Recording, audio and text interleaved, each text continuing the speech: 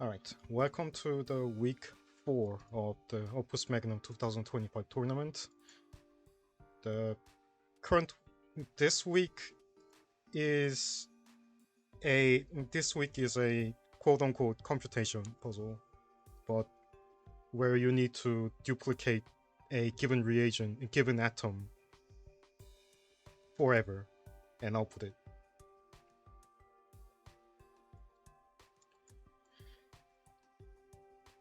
Since there was only 10 cases, this was a significantly easier computation puzzle than the previous computation puzzles. It's a very approachable computation puzzle, all things considered, and it doesn't have as much expense on the validator side of covering every single case because it has only the 10 cases.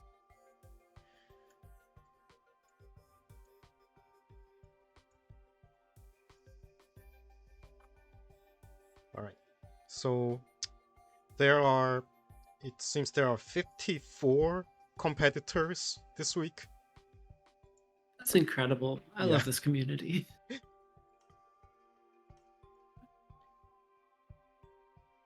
Alright, at 54th place, 7T Store. Alright, let's get every scored solve have a finite area and a finite rate? Yes. Cool. There was at some point there was people who submitted. I think there was at some point people submitted non-scoring solve for the metric 1, but eventually everyone submitted something that is finite area and finite rate. Do we know for sure that all solutions submitted don't grab the template out of more than once? Because that wasn't checked by the validator. I checked it 30 minutes ago, and only a few solves got into it, so... Alright. So, 54th place. 7T Storm chose a rather horrifying method of... You're gonna see.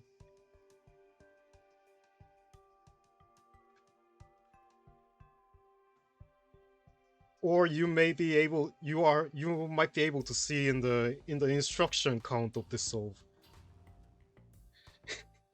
Yeah, it's got 10,000 instructions. I have some uncertainty as to what it is doing.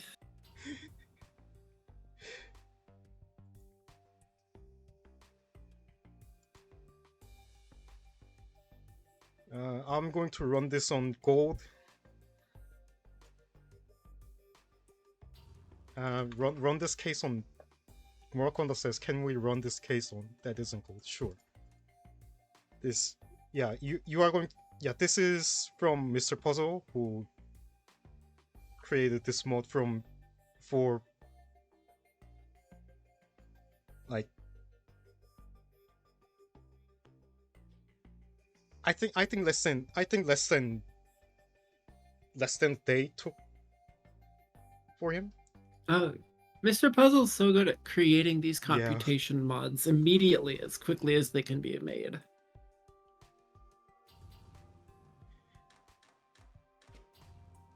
Yeah, so if it is metal, it projects.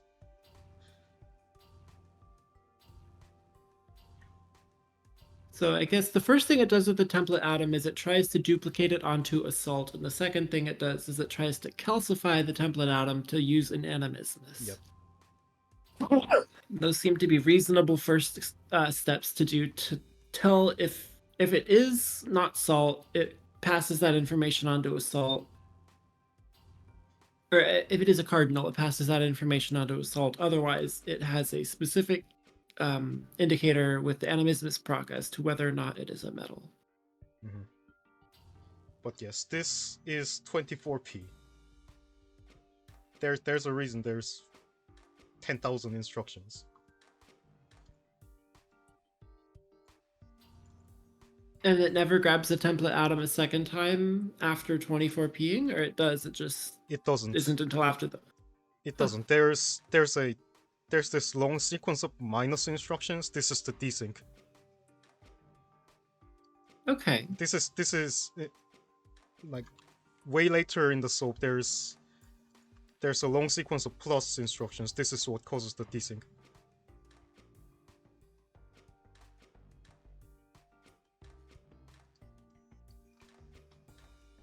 Fiesta's talking about how this manages to tell the different Quicksilver amounts apart, and it's counting with a stick.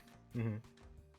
Morris says, think we'll be seeing that again. I guess there's only one way that I actually succeeded at doing Quicksilver counting, and it's not this. So I'm gonna have to take a bit to understand how this even works. If you understand it, feel free to describe it, because for me it just looks like a lot of work. I mean, it is a lot of work, isn't it? Mm-hmm.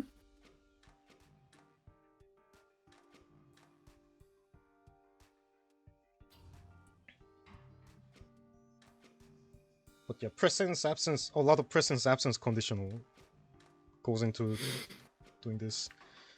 In case of cardinals, it does Enmismus fires, and then a cardinal atom is Parketeer. Yeah, it uses a vitae conditional to put something over the duplicator. Mm-hmm. But then how does it also avoid ever having the metal atoms get grabbed and put on output? Does it use a conditional from the salts that were previously on Animismus that are no longer there? Probably if there's no... I think so, yeah.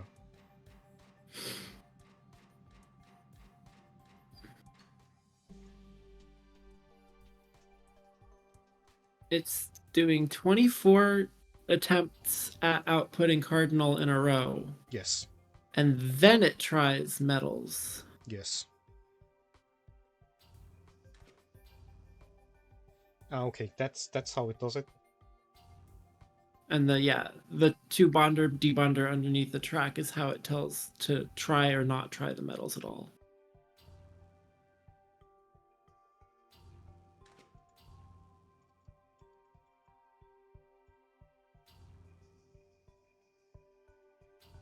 Yeah, there we go.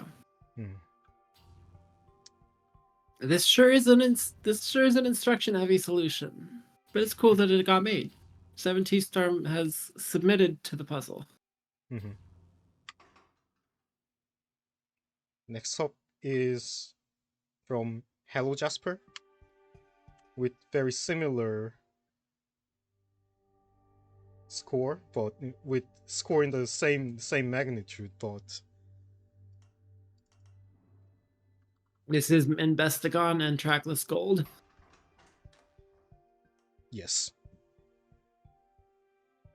Minvestigon. 3. Investigon 4, yeah. That's cool. Is there any proof that this is Min? You have to ask Hello Jasper. Yeah.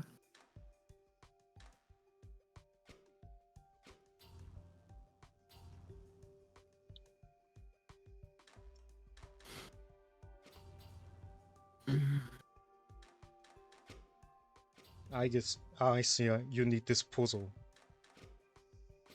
Got it. True, that makes some sense. With multiple arms, you can make a finite area disposal a solve. I did. Mm-hmm.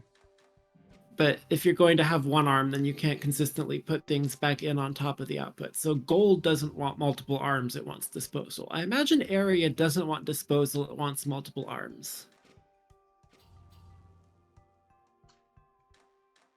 Also, this is, what was it? 1p on... wait a sec. Right, this is 2p on cardinals, right? And...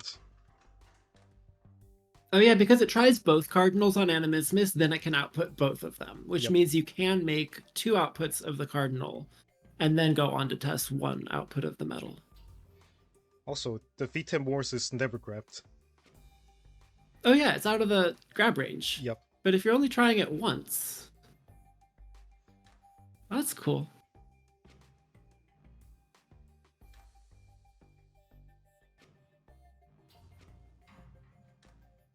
And then two metal atoms are made at once, and then it is parked here as a to be used as the next template.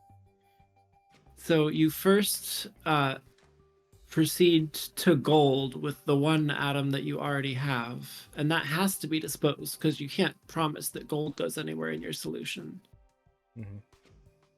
Oh, I see how this algorithm then has to have a disposal even if you're able to put things back on the input, because once you've made a gold, that gold is waste and you have to re-add it to your solution over and over.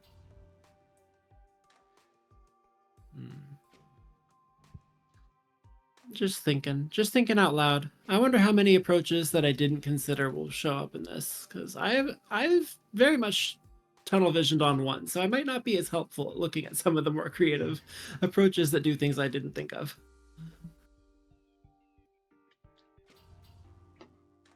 I don't think I'm going to see this solve until completion. It's interesting that this is also nearly 20,000 sum when it has so many fewer everything except rate, but rate is weighted with a 24x multiplier. Yes. So by being slower than 7T Storms solved by like 300 rate, that costs it like 7,000 sum already. Mm-hmm. All right. Next up, normal existing. It's already 70,000 sum. And much larger. Oh, 7,000. Okay. And much faster. I guess. Well, lot more moving parts, I guess. Oh, it uses Burlow and it uses known triplex.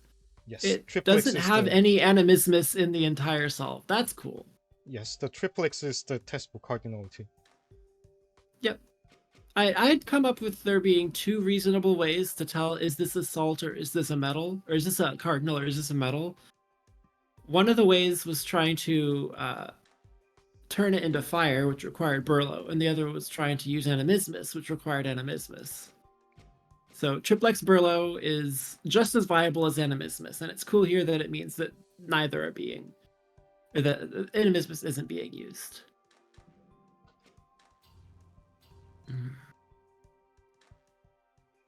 Yeah, the cardinal stick is slowly being built here.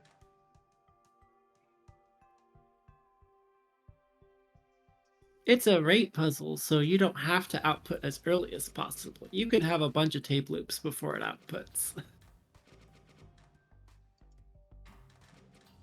There sure are a lot of arms. There sure are a lot of things. 2,600 gold. And 1,000 plus instructions. And these arms only exist to, I guess, take things to the disposal, but then that's better. That's better than making waste. Alright. Yeah, because if you have a waste chain, then the solution score is infinite, which is so much higher than any number you can reach by doing all of this. Yep. Alright, there's this notes. Normal existing is the person who's like named by a Mercen number on stream, right? Or on Discord, right? Yeah, I think so. Cool. Alright, normal existing writes. The template atom is grabbed and attempted to be duplicated. It is then attempted to be converted to fire and attempted to be attached to another fire. If the attachment succeeds, the additional fire is discarded and the original template is used as a bonding mechanism. Salt is placed in the position bonding to the template if it exists, where it is moved to the line that ends up in the output. The duplicated template is already there, and it duplicates backwards along the line to produce more of the output. A simple bond-on-bond mechanism forms the queue. Otherwise, the original template is not put into the fire position and rather move it to the metal encoder decoder. HG is attempted to promote the metal. Upon failure, it is bonded to another HG and moved into a mass. Unbounded HG is piped to disposal, and the resulting AU is stored for later. If the original template took NHG to obtain from PV, then the resulting block is 2 rows of 5 minus N mercury. These are used to create 2 copies of the original template, or gold if the original template was cardinal. The 2 copies are bonded and moved to an exposed bonder. The gold from earlier original template is attempted to move the 2 copies further. If it succeeds, then the 2 copies are debonded from each other and the gold.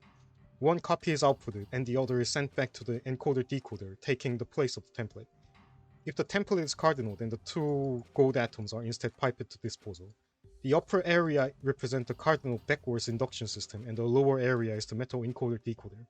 The arm number 2 that grabs the template is moved quickly to the side, never to be seen again.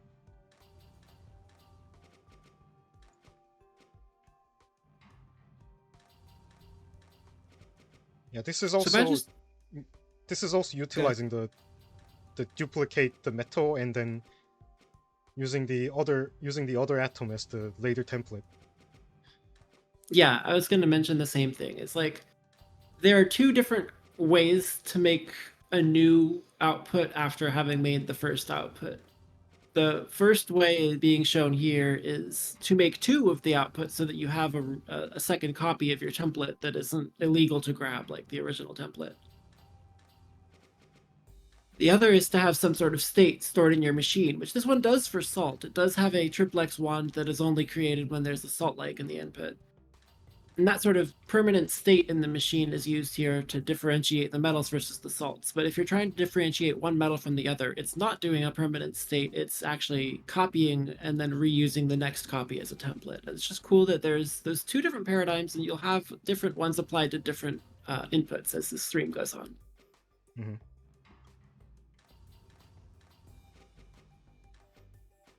70 Storm in chat. What was your opinion about my one-hand wonder?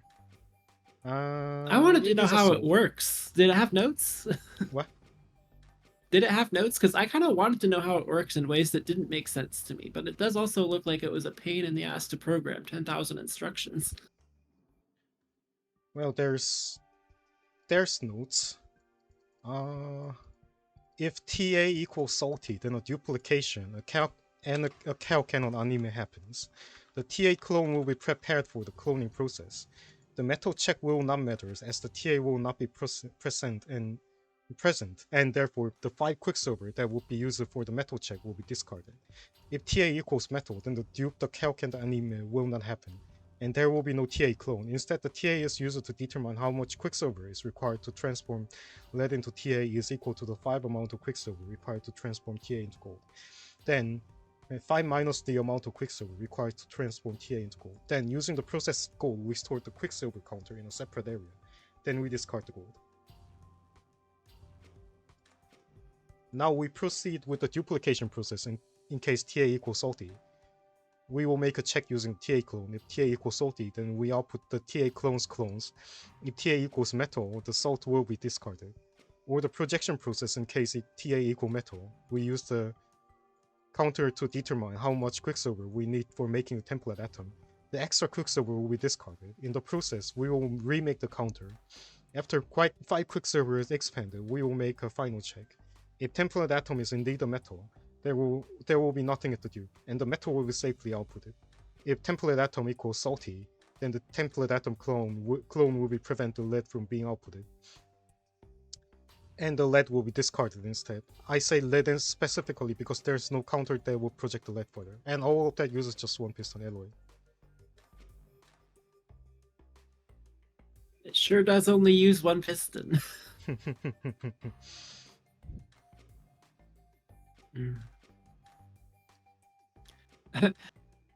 Random Yoshi and 314 in chat. It's funny, in 2026 this would be a trivial puzzle. Yeah, in 2026 people would just go look up the solutions from 2025. It would be trivial.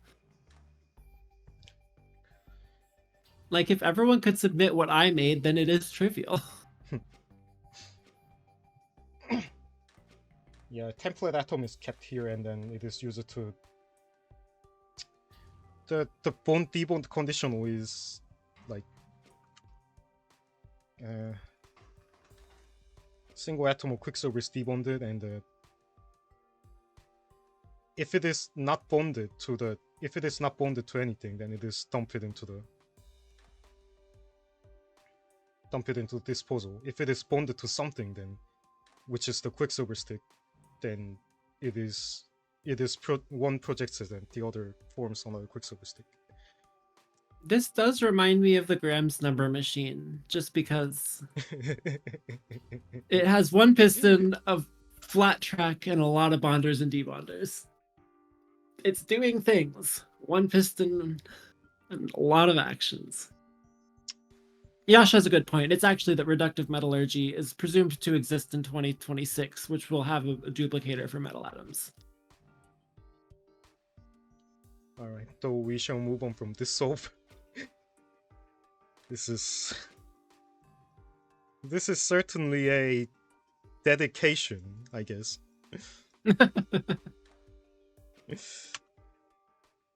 Alright, 51st place. Matrix. I'm just here for the 5 points. Well, 51st place also gets 300 over 50 something, which is like 6 extra. Wait, quintessence conditionals. Yep. Quintessence for one of each of the quintessence possibilities. Let's go. I love how ARM 4's track makes it very clear what the quintessence conditionals are. So yeah, let's look at the quintessence conditional first.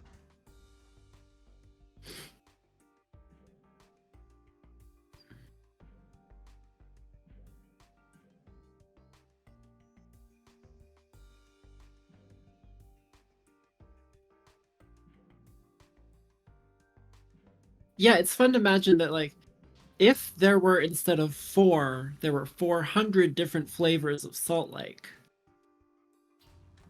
a lot of these methods would not care so much. But this method sure would.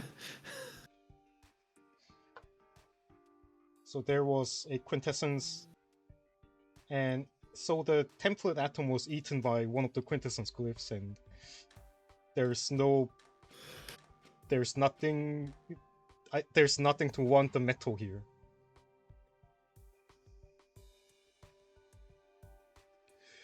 There we are. It's wanting one quicksilver for each quicksilver that wasn't consumed on the test atom, which is also, I can see here.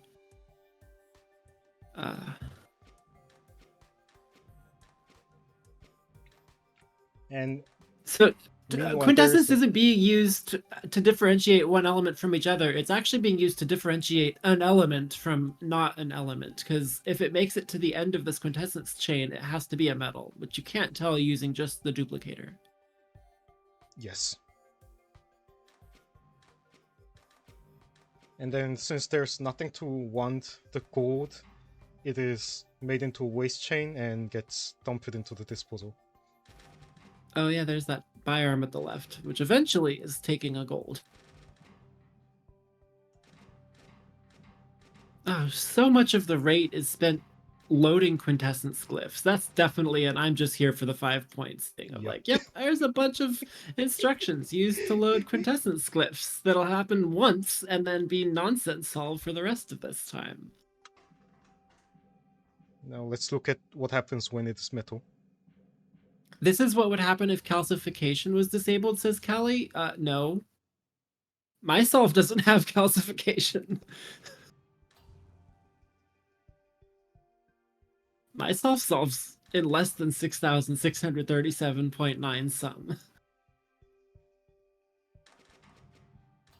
So there's a gold atom here, and then and this is storing the required number of quicksilver, and the gold is used as a wand, and unused quicksilvers are made into a line and dumped into the disposal instead.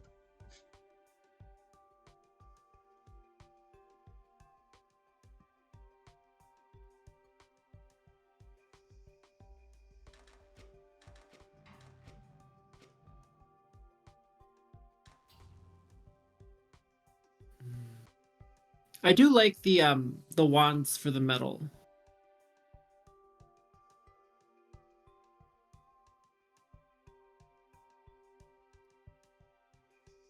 The hex arm with a varying amount of quicksilver in it doing wands is a cool and viable strategy.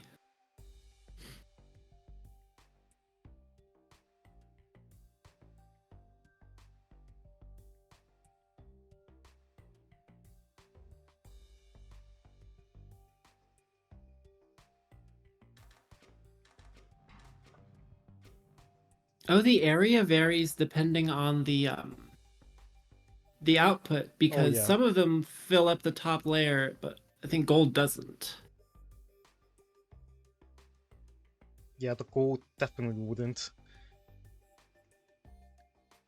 Uh, why does this as fractional area? I don't quite understand, but It's because there's 9 cases where that top layer does get filled up, right, and then right, there's right. one where that top layer doesn't, This and layer certain doesn't. This yeah. yeah, this entire line doesn't exist for gold. Yeah. Yeah, averaging rate to leading to a fractional score, it seems like it'll happen quite often as long as no one. Yeah, I mean, if you create multiple cardinals or only one metal per output, which I imagine should be common at the top, then that's a fractional rate in most cases.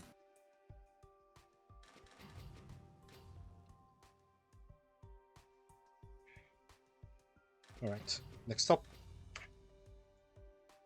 50th place, Avenged Ruler.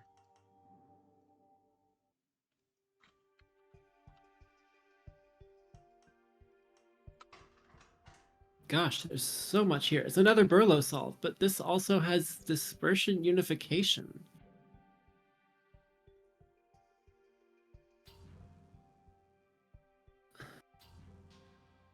This one does and there's a triplex. There's a There's purification also glyph. purification, yeah. Hmm.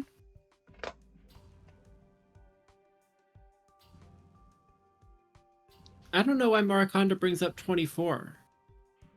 Fractional rate wouldn't cause fractional sum unless you've done something really weird, because 24 has a lot of divisors. Oh, because Right, 24 right. is multiplied by the rate. So if you have some number times 4 and some other number times 6, and you add them, divide by 10, and then you multiply by 24, you'll still have a 5 in the denominator. As long as your rate isn't, I guess as long as your machine tape loop length isn't a multiple of 5, it will have a denominator. So if your period's a multiple of 5, you shouldn't have a fractional rate. But if it is a multiple of 5, you probably do.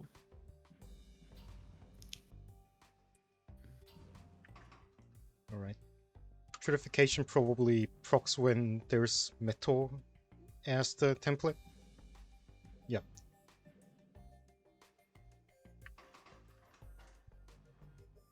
Wait, what happens when it's cold?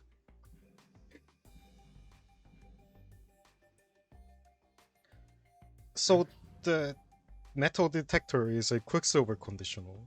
That doesn't proc when it is cold.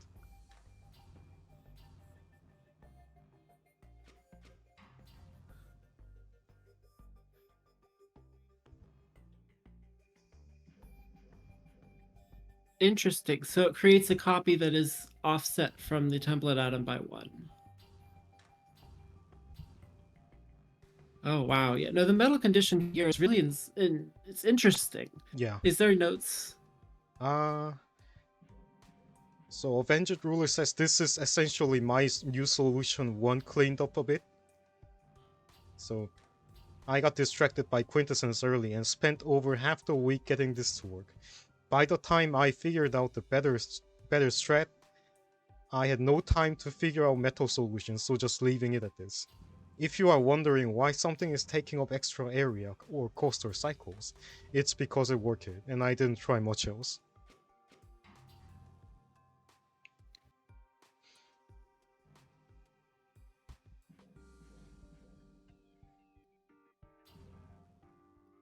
I think Aventured Ruler sent something in Discord that I was interested to see their solution after reading this message. I got lost in the sauce on larger solutions. I'm cooking, but I don't know if I'll finish it or just make my original solve not terrible. It's painfully, yeah, it certainly solves the puzzle. They also had said, finally finished to solve one of the harder Opus puzzles I've done for just solve the puzzle. They're excited to see what everyone else did. Okay. So there was somebody who was talking about how this was a larger solution that got them lost in the sauce. Oh, okay, this is treating gold like a salt. And there's something extra happening at the end of the salt.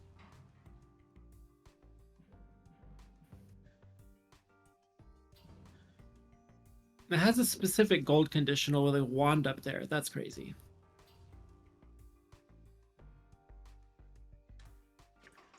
What happens when it's silver?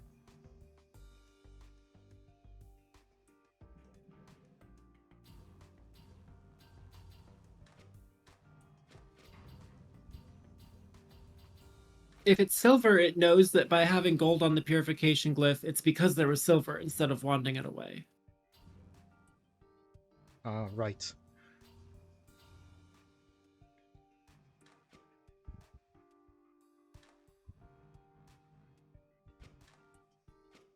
Chat was getting very confused about my fractional rate things, but I think I'm right, and I think they eventually got there.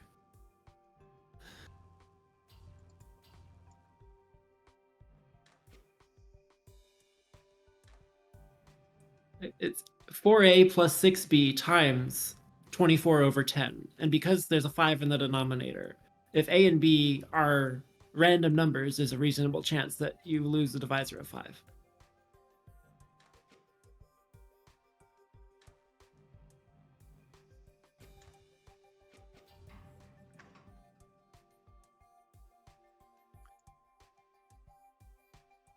Alright. I'll be move on to the next soap though. And 49th place, it'd be Charlie.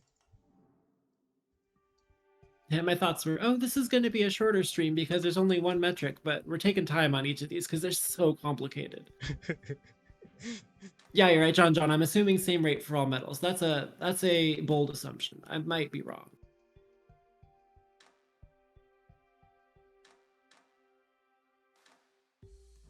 This has similar gold and instructions, and it has 24 times 80-ish rate.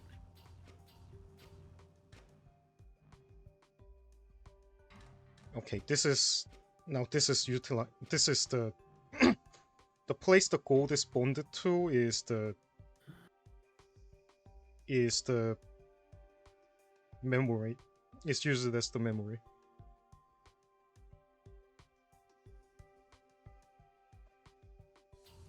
So this is like 1900 rate, 1700 instructions, 1500 gold. We love balanced sum solves.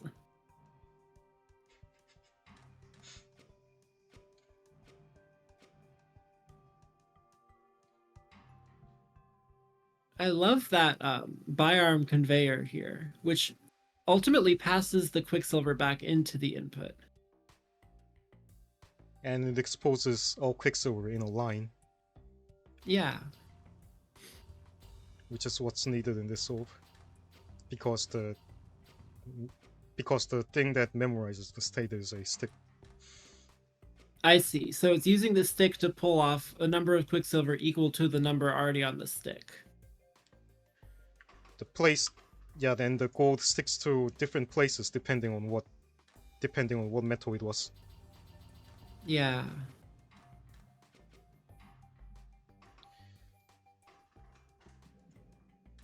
Oh. And when it is cardinal, it is quintessence conditional. And this Persian glyph is used to, I guess, identify the one of the four elements. Yeah, I think the reason that you can't just trivially dupe the template atom in this solution is because you've lost the information of what of the four cardinals it is by the time you can tell that it isn't a metal. that I think it is timing based on this on the dispersion side. Mm-hmm. Yeah, that piston's out there trying to juggle things to get the one that it needs to be. And of course, you also, so when you have the input determined whether it's salt or salt-like or a metal, you still have to make sure that only one of the two goes to output. So there needs to be some state in the machine also to prevent you outputting metals or prevent you outputting salts. So yeah, you have to store information in a few places. Mm-hmm. Whether you're storing that information on bonders is a different question, but in this solve they are. There's a bonded gold that isn't there in the cardinal case, and there's a bonded cardinal that isn't there in the gold metal case.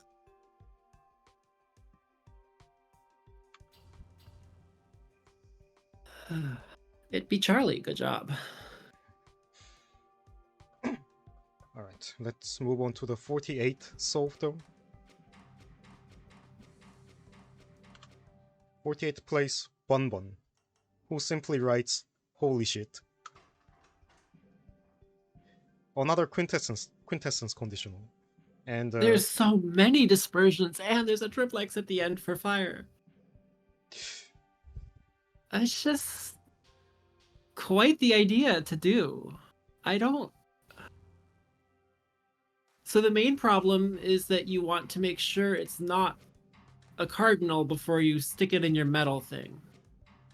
yes, I think that's the thing. And that's the reason for placing 3 dispersion glyphs, 3 unification glyphs, and a triplex. I'm just surprised.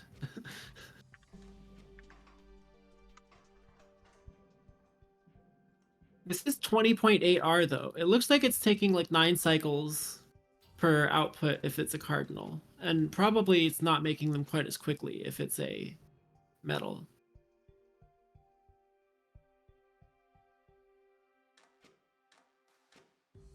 So it first determines that there are 3 quicksilver needed to promote from lead to this, and it does the same wanding trick that the previous did, which is cool. The previous being, I think, was it normal exist or matrix? Somebody in the previous 4 solves used a wand to grab out a number of quicksilver correct to this by storing information from the template in a number of quicksilver and a hex arm. Oh yeah, also in the chat people are mentioning how this is 20R when the previous one was like 79R. Yeah. That's a huge drop. Yep. The cost and instructions is kind of comparable to the previous solve. It was like less than 2,000 of each and like less than 300 area. But where the previous one had almost 1,900 contributed to its sum from rate, this one has less than 500.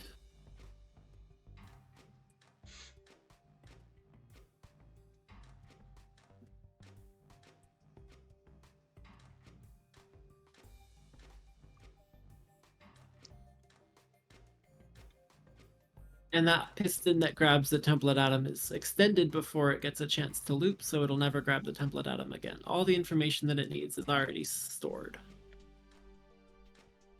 Yeah, this part is what actually duplicates, and all other machinery is for detecting what it is. Yeah. Yeah, it's good. This is a good example of store all the state you need in the machine. The state is in whether the spinny arm at the top there is holding an atom or not. If it is, then there will be cardinals.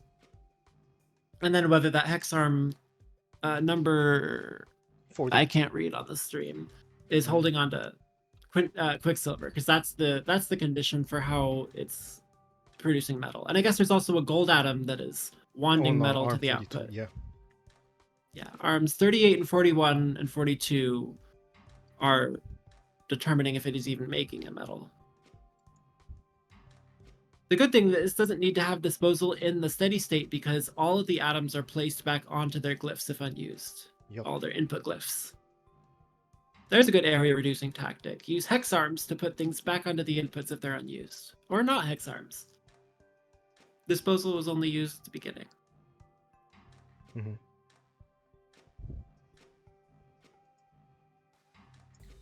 Alright, there's a lot of souls to go through, though. 47th Mhm. place, Subway.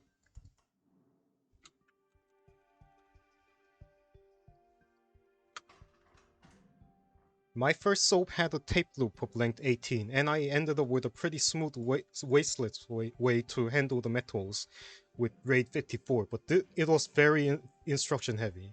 I thought to retry with a tape loop of 12 to really trim down the instruction count, but I had to completely redo the metals pad. In the end, the two were surprisingly similar in score, but the 12 track layout had much more space to optimize, so I went with that. It's so Uh, wild that this is doing like it's period 12 yes. and less than 4 tape loops per output if it's a cardinal.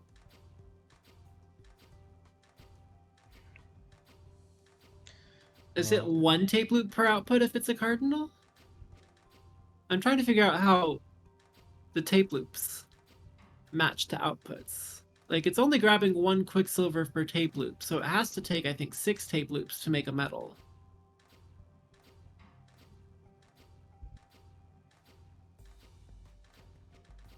oh yeah, also the place of the metal atom within this hexarm is what makes the metal get out of the hexarm. Yeah, so it's 6 tape loops per metal, and then I presume it's only 1 tape loop per cardinal. I'll read the rest of the notes while Yeah. we run the cardinals.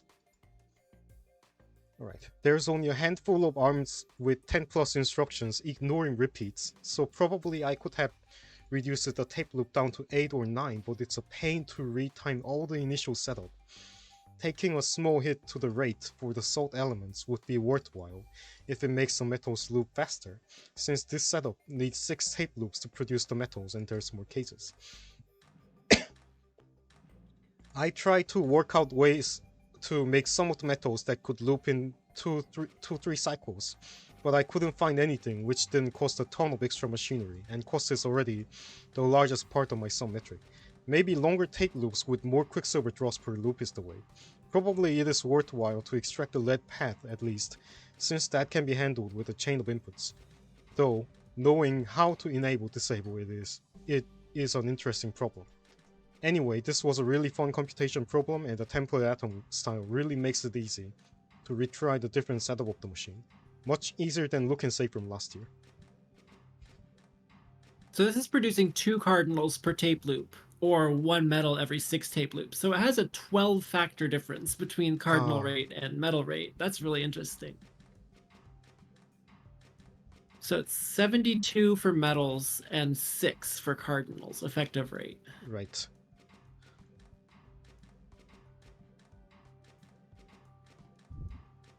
And that 72 times averages out 6 to plus 6 45. times 4 over 10 is, yeah, 45.6.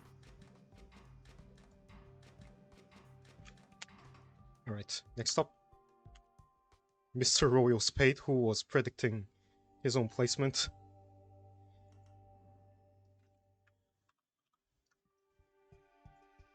Under 3,000. Yep.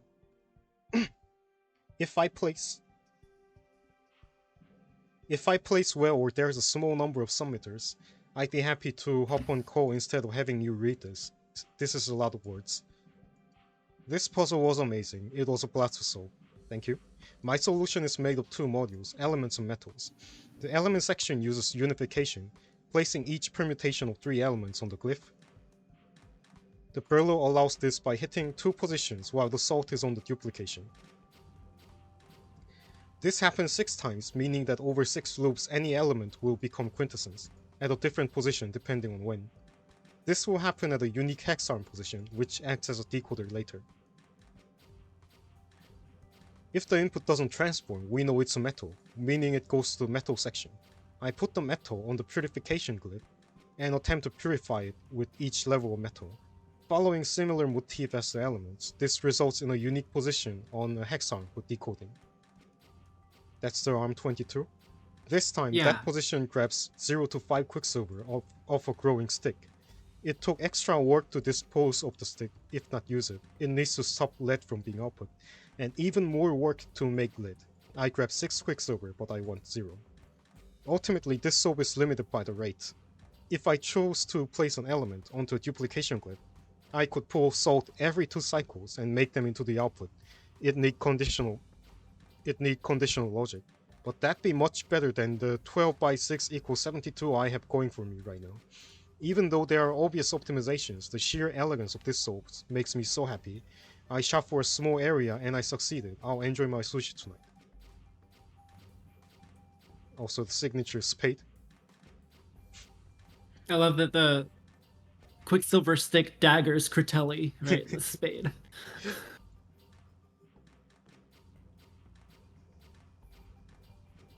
I like that the state is being stored in the 2 arms, 9 and 22, and then the metal wand is handled by the Quicksilver, whereas the salt wand is just what happens if there is a salt to give it all, which is that Quicksilver, or the Quintessence wand.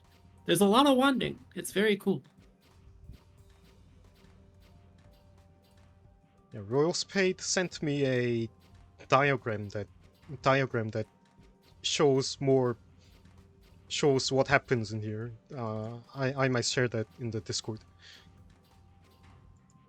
I love these streams, and I love that there's a break week afterwards, so people will just keep talking about all the different puzzles and solutions here, and they'll share their ideas, because there's a lot more than any streamers can cover on these puzzles. Everyone's put so much heart into them.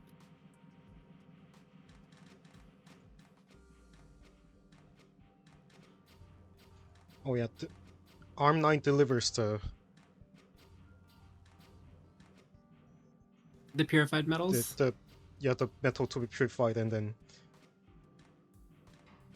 then Arm 33 steals that metal from the Arm 9, depending on timing.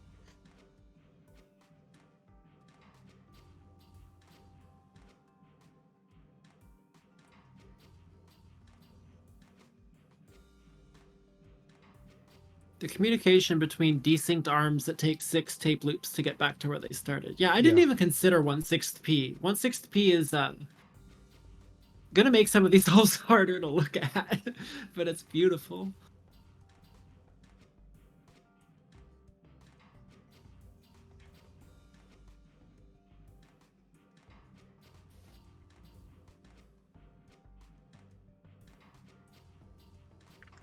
Alright.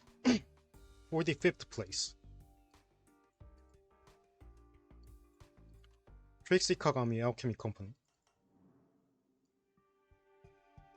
Trixie. Yep, this thing duplicates every single atom you could possibly put in. You just put in 1 atom and this engine will put out as much of it as you could possibly want. Eh? Moors? Why would you want to duplicate Moors? Fine, I guess it can't make Moors. Happy? Now I gotta put a disclaimer in the advertisement for this thing. This is your fault. And then there's a line break to separate the lore from the subplots. This might be my best creation yet, my Opus Magnum, if you would. The primordials were pretty straightforward, making for a nice on-ramp to get the puzzle moving.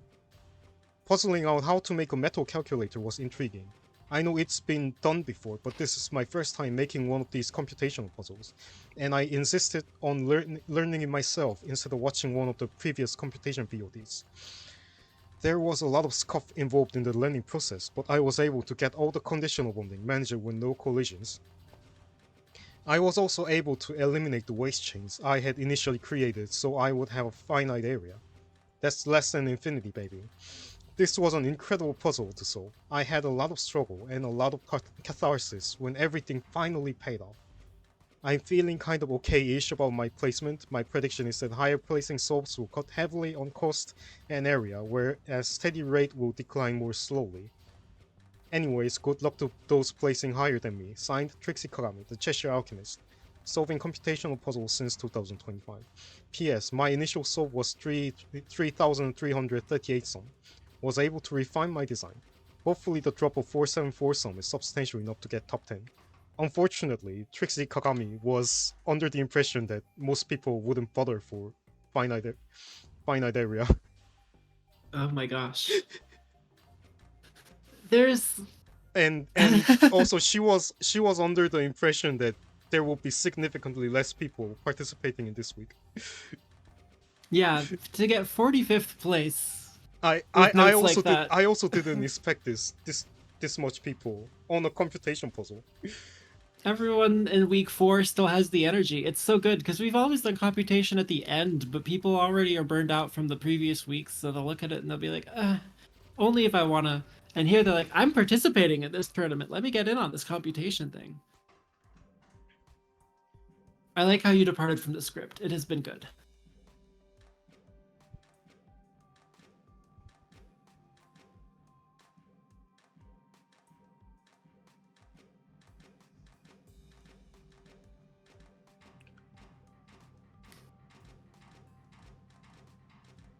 So after it makes a gold, it wands it using the fact that the salt chain is already there, and it has a huge, long not projector, bonder debonder chain to get those output here.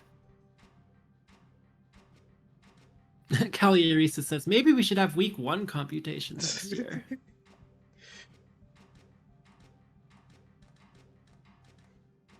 And then the gold is slowly moving towards the icy. Yeah. This is rate 4 on cardinals and rate however long this is. Rate 37 on metals. Yeah, salt will output gold here due to it not duplicating.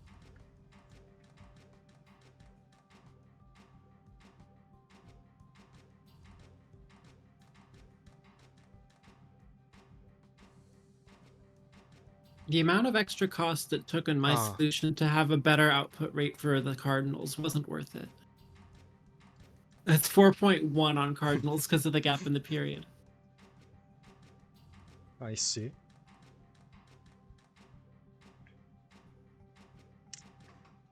You can't distinguish gold, Vitae, or Morris from each other, Bread. Gold looks exactly the same as Vitae and Morris to all of the glyphs in this version of the game. So, initially it was 12 atoms, including Quicksilver and Quintessence. I think that was it. Interesting. No, including Salt and Quintessence, but these two, I think, has been removed later. Yeah, the 10 makes it approachable because you have basically 2 classes to split between. Yeah. Having to include Salt and Quicksilver, I think, the split would be much more difficult. Yeah. All right.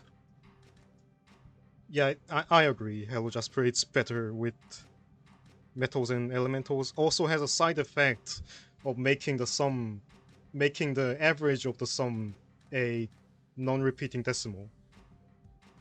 Oh yeah, except for the rates, yeah. 44th place, Zanuck.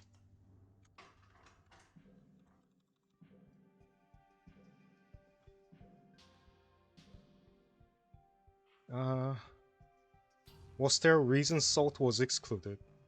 Initially, it was Quintessence instead of Lead. Salt was excluded because it... wait a sec. What's the original version? It went through a lot of... We're making sticks.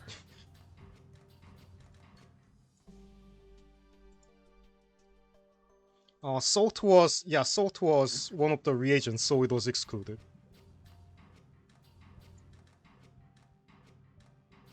This is making sticks that remind me of metal calculus. A lookup table of the metals.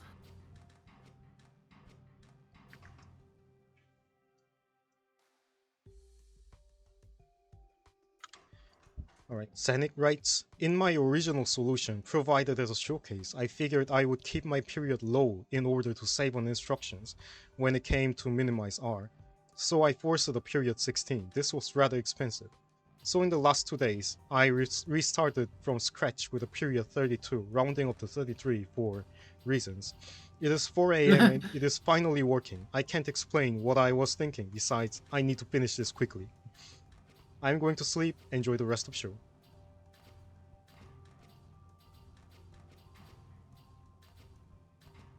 Oh, it has two different sticks used to convey the right amount of quicksilver. Yeah, I see how those sticks are being used. And there's a soak for the quicksilver that is used to make disposed metals of tin, so that it doesn't have to route the quicksilver to the disposal glyph. It routes a soaked up tin. but it wouldn't need to soak up quicksilver anyway, because it goes back to the input anyway.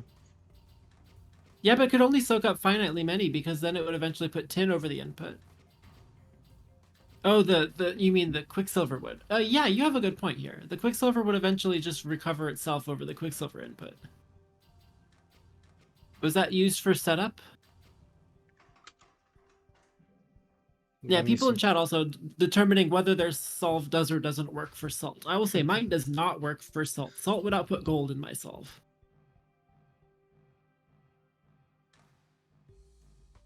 Oh yeah, this works with, this is the initialization. I see. I've had a few reasons, by the way, Kazian, during the week to think that you and I have a very similar solve. So let's go 1 and 2 here. You and me, Kazian.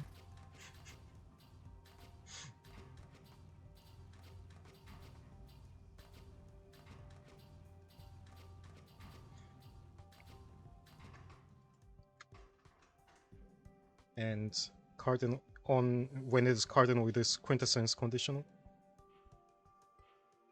I don't think I have a similar solve tomorrow, for what it's worth.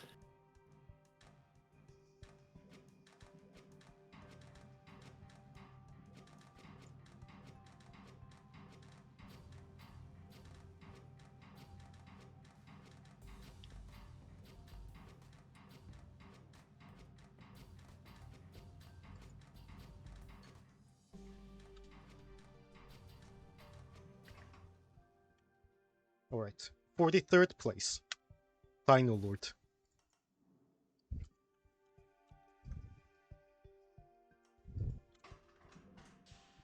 The amazing procrastination machine. We're cheapening up. This is 1,015 gold. Oh yeah, right. But it loses a lot on rate versus the previous. The previous was down at like 12 point something Yeah, rate. right. So this one adds another 288 on its sum from rate. Alright. Dino Lord. Oh yeah, Dino Lord, not 42. Yep. Dino Lord writes, judging by the timestamps on my solutions, this is the culmination of 2 hours of actual gameplay.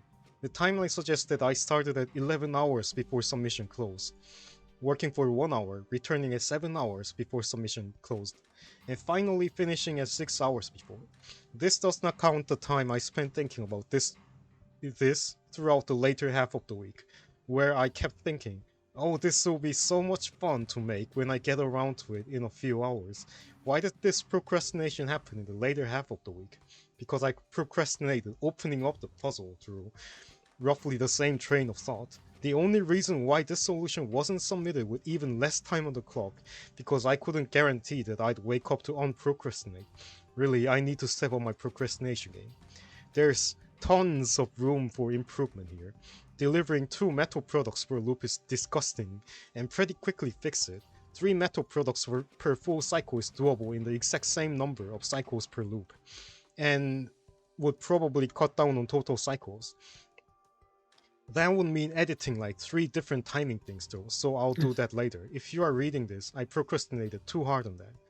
The Quicksilver trash pipeline is just horrible, with the little reconfiguration and input suppression. It doesn't even have to trash the Quicksilver. That would actually be impacted by the prior change though, so I'll probably wait to do that first.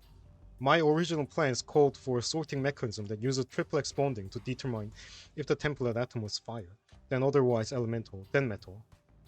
Using Animismus glyph instead meant that the elemental configurations were all treated the same, and I didn't need the Berlo. This immediately made it a very enticing option. Still, I feel like there might be some cool triplex trick that's possible. Hopefully someone a little more dedicated than me has made something awesome with that. I guess he also procrastinated on the on the on the notes It just ends there. because there's 3 metal products per loop. What was the area of the Bestagon solve? People are asking about what's the smallest solve we'll see. The Bestagon was 37 area. Yes. Okay. You can go smaller, but mine doesn't.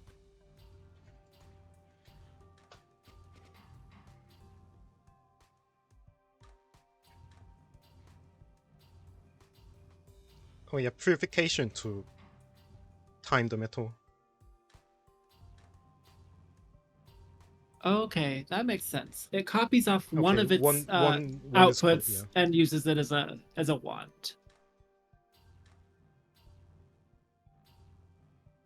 It It doesn't outputs output 2, but it builds makes 3 but 3. outputs 2. Okay.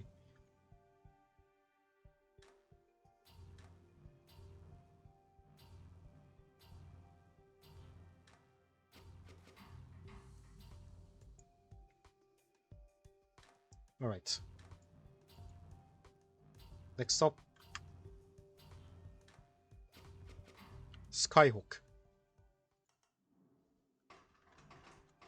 I'm not really participating this tournament, but had to join for the computation puzzle. Was hoping to get 2 metal outputs per instruction cycle, but I needed to add a bunch of weird instructions to integrate all the cases, and that took up a bunch of instruction space. Oh well.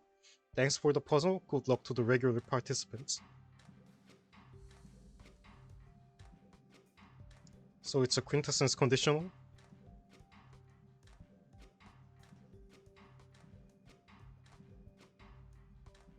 I like the piston that has a busy action and it has to dodge the stick.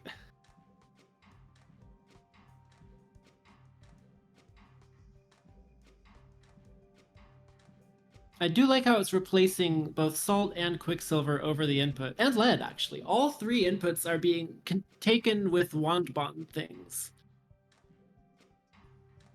So all 3 inputs can be disposed of without a disposal. Oh yeah, true.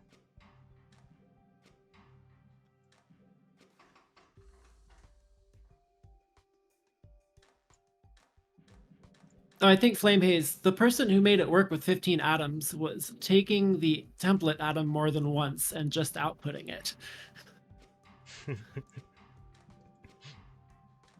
Output conditionals and input knowledge are a little bit more powerful than any of the glyphs in the game.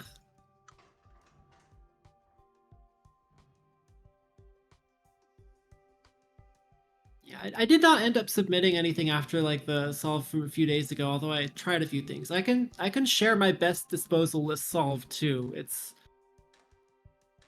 bigger than the Bestagon solve, but it's really good sum. It's just like a little bit shy of what my best sum was.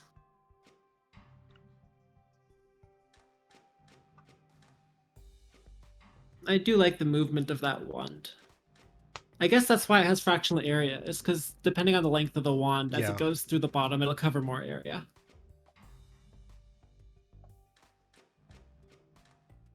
This puzzle probably doesn't get that different. Allowing output conditionals? Maybe. I think it does. I mean, you don't have to tell salt and metal apart anymore because you just output both and then feed them back in, whichever one doesn't right. work. That's true. So I guess allowing up output conditionals means that you can have pretty independent. You can basically get rid of the animismus and or Berlow unification and or triplex and Berlow. You can get rid of that stage with that output conditional.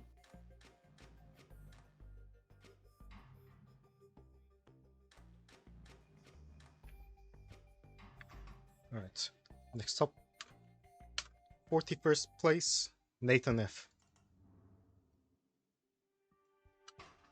Large hex tracks. 2 of them. We're back up to 1500 gold. This one manages to be fast and lower instructions than the ones Yeah, that 16 we were looking rings. at. Oh yeah, this also has only 4 instructions Period per. 4. period 4, yeah.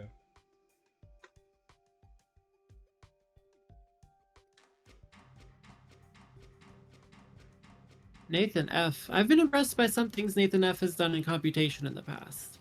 This is another triplex tester. It has the triplex wand. Mm-hmm. I guess it's ARM 37 that's... No. Yeah, ARM 37 is the one that's determining if there's a wand available to output metal.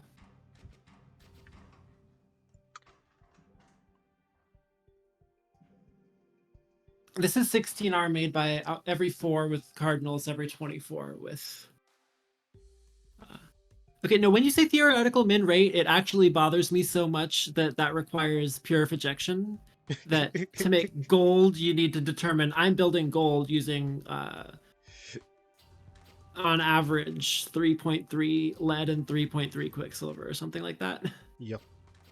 And if you're getting silver, it's 2 and 2 or something. No, iron is 2 and 2. Basically, it's a proof ejection nightmare that you have to conditionally set up, and the actual output LCM is nasty then. Because theoretical min rate doesn't just mean 2R on the salts; it means absurdly complicated stuff on the metals. It doesn't mean, yeah. If you're talking you are also theoretical min given rate, but you only get purification glyph projection. in addition to the projection glyph. Yeah. Just make 6 pipelines and route to the correct one, I suppose.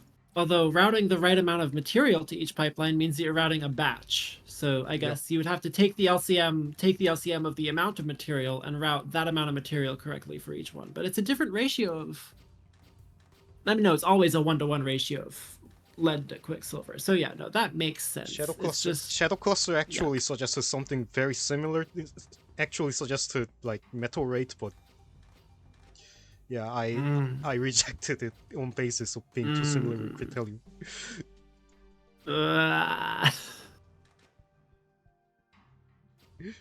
If this one had a metal rate primary, I might have not submitted full effort. Pure projection just means that you're using purification and projection glyphs to optimally produce metals at the fastest rate. Even though this puzzle would take 10 cycles to build a gold using purification or using projection only, it will take, I think it's 6.667, etc. Like 10 over 3, something like that. 10 over 3 inputs, so 20 over 3 cycles, yeah. Alright. Next up is Luna.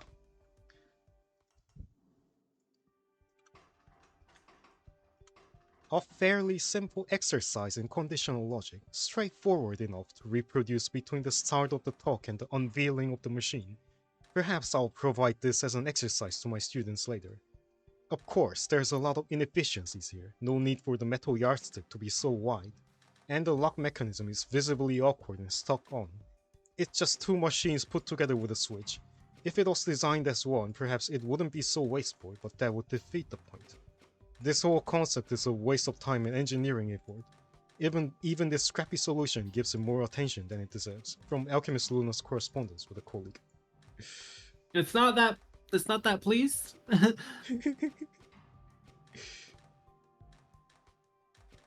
Oh, it's apparently a Celeste reference to people who know it.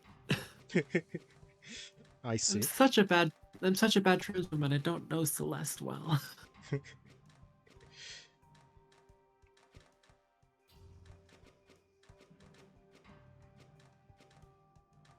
Oh wow, apparently there's a Celeste tournament later today and Random Name 719 is playing in it. I know that Morikonda is a pretty solid Celeste speedrunner, and she and I played in a Celeste charity tournament once, but we played Battle Royale, so I didn't need to know anything about Celeste to play it.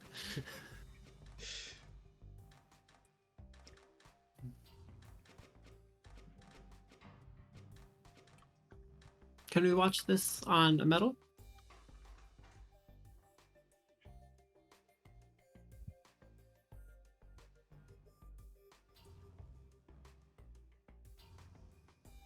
Metal has this is the metal yardstick property of not getting animism-sized. And there's a lone salt remaining on the and Miss Muscliffe. Yep.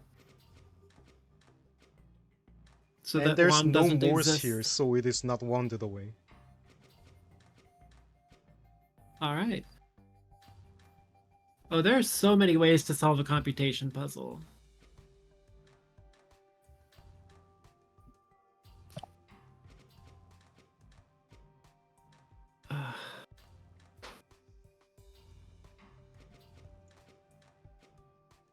Murakonda says she stole random name from the Celeste community into Opus Magnum I community. see. So Moraconda is a Opus Magnum evangelizer among Celeste players.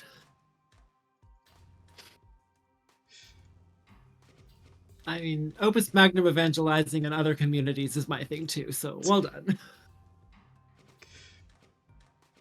Not that, like, okay, Moraconda's here partially because I got her the game from the Crypt of the Necrodancer connection. Also, High Flame Haze, another Crypt of the Necrodancer player.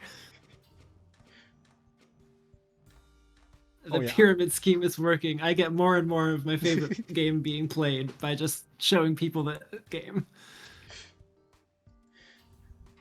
Oh yeah, I would also like to draw your attention to how cheap it is. 665 gold. It loses on rate to a lot of the ones before, but yeah, we're under 1,000 gold now. The meaning of cheap keeps getting cheaper. I mean, we had Hala Jasper at 120. That's cheap too. True. All right, next up, 39th place, Crazybot 27. This is much larger, and also not height up, and also not screen optimal. All right, Crazybot writes. As a programmer, I've been looking forward to this. You can see my hatred of pistons in this solve. Solving this puzzle genuinely made me the happiest I've ever been while playing this game. Huge thanks to Biggie, I couldn't have done it without her blog posts. Thanks also to the tournament organizers. The puzzles so far have been a lot of fun, thank you, and I'm looking forward to seeing what else this tourney has in store. Update, I came back to optimize. The biggest optimization is that cardinals are output at triple speed, hence the title. And I connected some tracks that don't need to be connected because it's funny. Also, I wrote a description of how the solve works below, but it's kinda long, so you don't have to read it anyway. Here it is. In the bottom left is the cardinal checker. If the template atom is a cardinal, we duplicated it onto a salt before we convert it into a fire. Triplex it to another fire and bond it to the aforementioned salt. We then move this 3-atom molecule to a section where we use it repeatedly to duplicate the template element onto another salt and swing it into a position to be output. Fun fact, this means that the machine also works if salt is the template. No bonus points for that though. If the template atom is instead a metal, it passes through the cardinal checker, untouch it, and moves to the metal detector at the top. In setup, we create a stick of 5 Quicksilver. We then use this stick to project the template into gold and form the remaining Quicksilver back into a stick, because 5 minus 5 minus x equals x.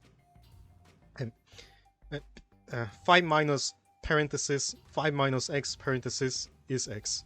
The resulting stick has exactly enough Quicksilver to project lead into the template metal. We put 5 more Quicksilver on the 5 top right bonders and use the stick to pull the right amount of Quicksilver from them, throwing the rest into this puzzle. Then we debond the pulled Quicksilver one at a time to project the lead into the template metal and output it, putting the stick back so it can be reused. However, if a template is a cardinal, the metal detector will still output gold.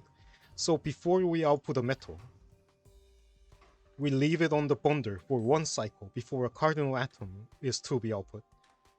We first bond it to the gold and swing it over to a debonder where we can send the gold to this puzzle. On the other hand, if the template is a metal, the triplex will fail and we will not build a 3-atom molecule, meaning the salt will not be swung to the output arm, and we can send it to this puzzle instead. This way, we ensure only one side of the machine will output, and the correct side will output every time. This bonder.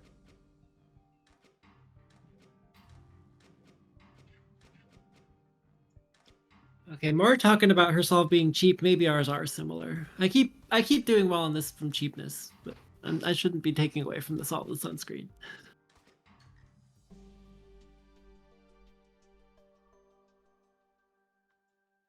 Me I do knowing think how this the salts Bonder look like. stick is good. You know a lot. I know. I'll just keep silent for now.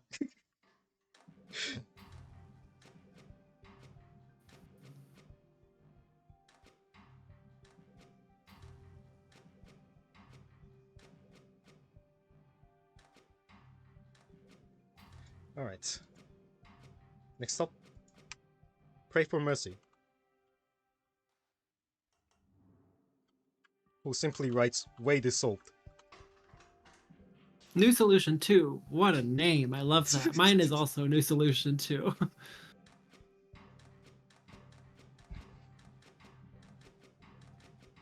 Interesting.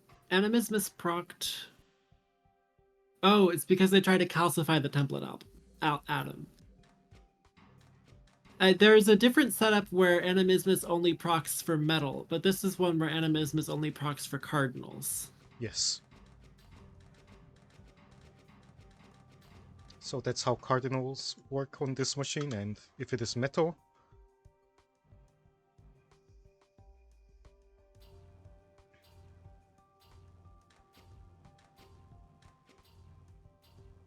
there's this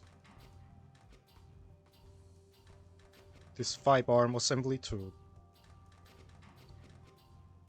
remember the correct amount of quicksilver, and then the leftover quicksilver is moved into a waste stream. Fake penta arm.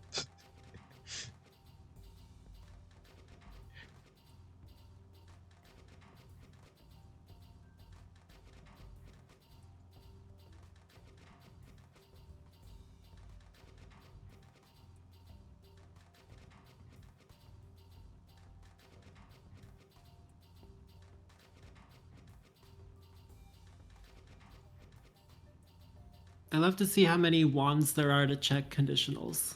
Like that salt that's determining, yes, we can output metals and not just dispose of them. Yes.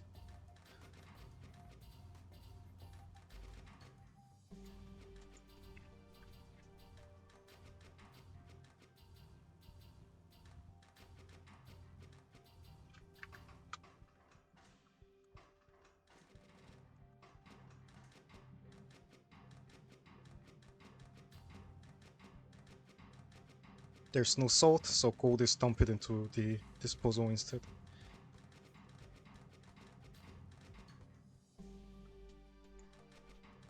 Alright, next up, Blob of Estrogen. Mood.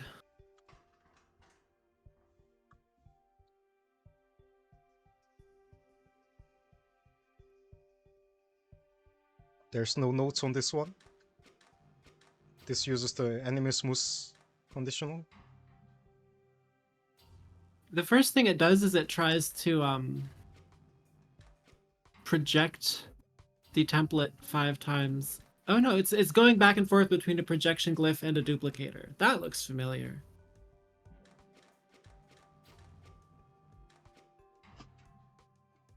So she has to solve that uses the animismus to check whether the template atom was duplicatable. And then it holds onto it to get rid of the gold. I'll say that the only thing that would be a direct improvement to this would be instead of disposing of the salt from the animismus, if you grab an atom there, it's definitely going to need to become a cardinal output. So you could just duplicate it and output again, make 2 different outputs of the cardinal for every one of the metal. I wonder how many people considered that they could have different rates for the 2 outputs.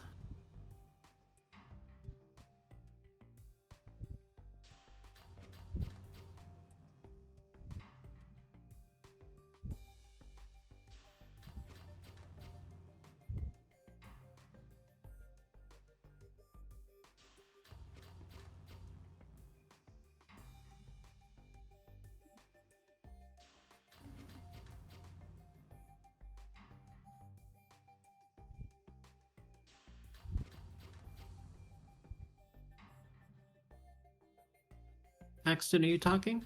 Yeah. Okay.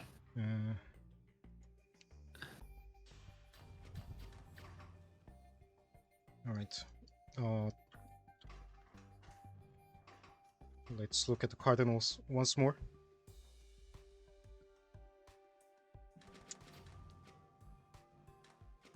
So the duplicated cardinal itself is used as a conditional on when it is cardinals. Yeah, the reason animismus works so nicely here is it gives you a presence absence check on the input tiles of animismus so that you can then convert that into presence absence on wands and stuff. 50R, significantly slower than the previous soul, but much cheaper. Half the cost. Almost exactly half the cost. Yeah, this is the cheapest besides Hollow Jaspers that we've seen so far. Because Luna was 600 something. Now we're down to 550. Yep.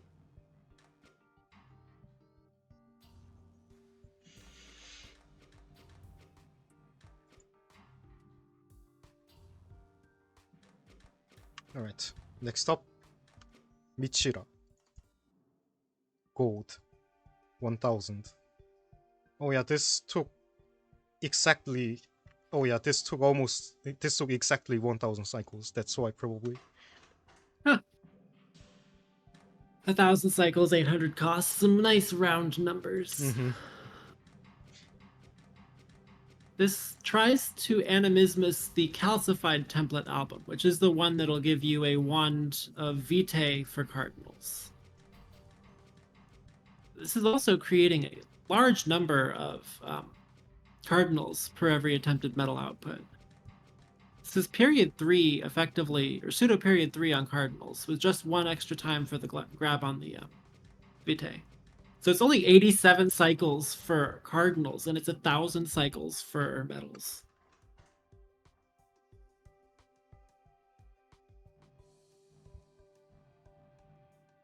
I wonder if the marginal improvements on rate achieved by making more cardinals per tape loop is actually worth the extra instructions on ARM 5, because at some point you're adding 3 instructions to decrease the cardinal rate without decreasing the metal rate, and there's an asymptote there. It might not be worth 3 instructions every time you do it. Yep, that happens on every weight, depending on your... Like, there's no weighting that completely... The only weighting that completely avoids that issue is, like, having only rate on it. Right. Right, yeah. Yeah. So the fact that ARM 5 is continuously trying to help wand outputs, it might be better to do it a fewer times to save instructions, but I don't know. I haven't tinkered with the specific numbers here. I just think it's interesting to consider how many salts it's outputting per every metal. It's making metals 2 at a time, similar to the early solutions, so that one of them can be fed back in as a template and the other one can be output. Yep.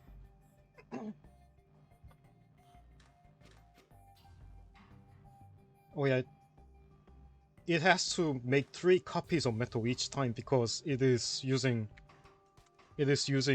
one is getting eaten by the purification clip to use it as wand.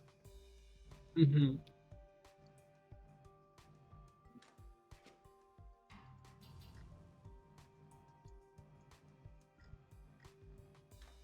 Right, also 114A.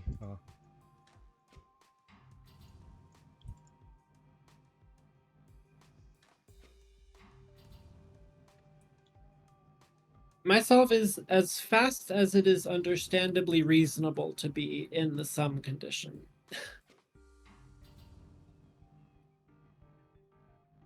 I have had faster, they made the sum worse.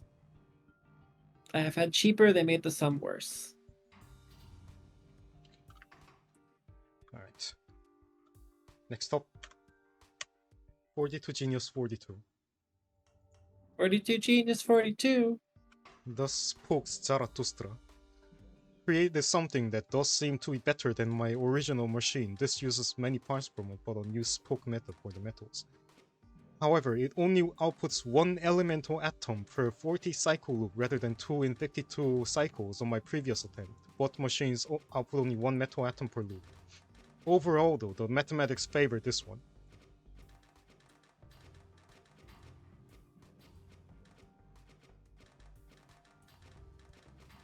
So it's similar to the other ones, is recreating the template atom every time and putting that into the center of this wheel so that the wheel can upgrade eventually to gold. Or a cardinal. I do love that, spokes. I also like the fact that how there's at one point there's 5 different copies of the template atom. The cardinal template, yeah.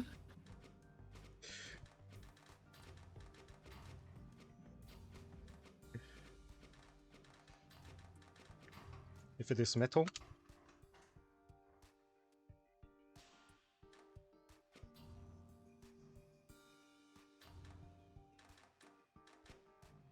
It determines of animismus that wand is.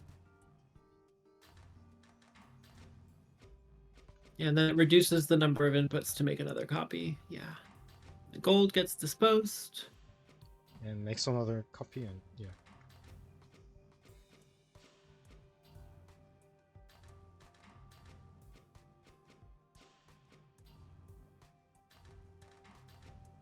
The one problem with the overprojection method is you end up with a lot of gold left over that you have to eventually dispose of because you can't ever do anything with a known gold.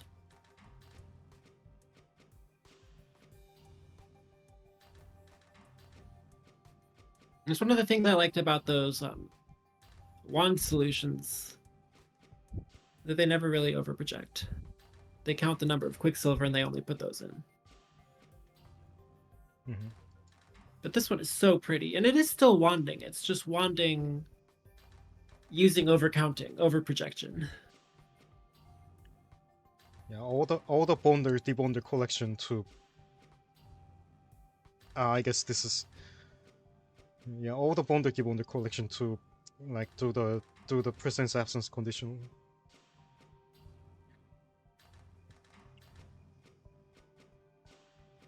Should an area be able to be reduced here by making arm 1 length? Random name says.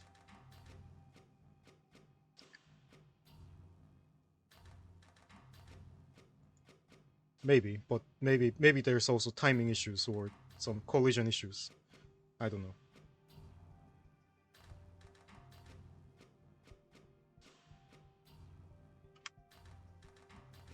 Next up, no longer breathed in. Oh, also worth pointing out, Geniuses was the first under 2000. Oh yeah, right. Welcome to We're down into the right. Welcome 1000 to somethings. Yep.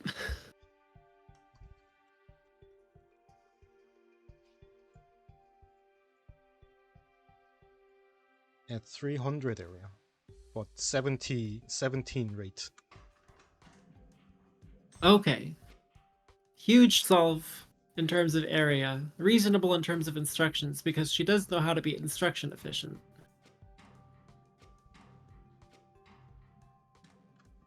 So the notes are written in pseudocode. Okay. I don't know how to read this. Comment: the hardest part of this submission was figuring out how to get rid of the 5 mercury pulled to figure out what the metal was.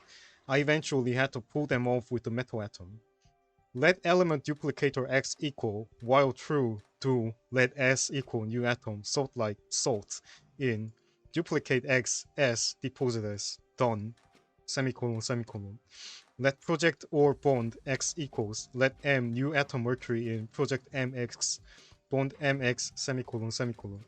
Let metal duplicator x equals project or bond x project or bond x project or bond x project or bond x project or bond x. While true, do let L equals new atom metal let in let Fa equals let M equals atom wheel mercury in bond A M. If connected XM, then debond AM project ML. L's parenthesis in else parenthesis in list dot iterf neighbors x deposit L done semicolon semicolon. Let duplicator x equals match type x with salt like E arrow element duplicator x metal R arrow metal duplicator x mercury vitae Morse arrow metal duplicator x treated as gold semicolon semicolon. Comment. 40 people are listening to you read OCaml on stream.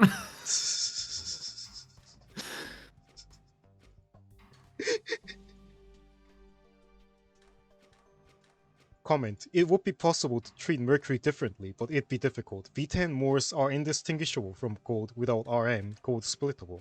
Ta, true animismus, though it might take two of the same to know they are not gold. Or UE, unstable elements. Gold plus 3 mercury equals uranium. Comment. Turns out that the optimum number of time to do an output in the element case is 7 in 48 cycles. That gets the metric down from 2000.1 to 1956.129 if you go at max speed 16 outputs. Rate 6 is almost as good, metric of 1956.9. This is disposalless. You can see the lead and the salt go back onto their inputs, and there's no Right. extra over projection. There's only one gold that got over projected and then turned into a wand. So I do love the disposalless. Does that hex arm on the left have to be a hex arm? Let me see.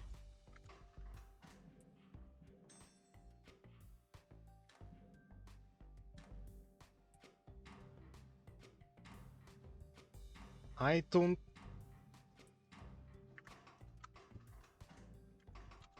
I think since she worked out that you don't have to do output at max rate for the cardinals, then you might be able to get away with downgrading that to a basic arm, saving nearly 20 area.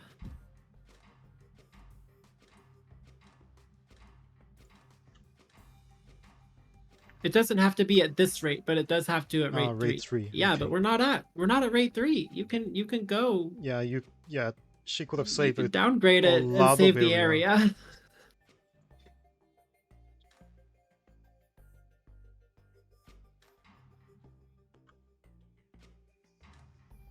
Alright. Next up. X Soccer 888. Much smaller, but Back to basics. back to basics. Higher instruction count. That's Yep. basically instructions is the only thing that this doesn't have balanced across the rest of things. I guess cost is also pretty high, but we are building quintessence. Exocker writes, my original solution, now showcase, was quite large and involved pulling salt and quicksilver every 2 cycles. It turns out halving the rate not only improved the sum significantly, it also reduces the complexity of the solution to the point where I don't have anything to say about it. This is It does a single over projection, makes a wand that is on the arm 18, and that turns into a duplicated cardinal, or duplicated metal. Mm-hmm.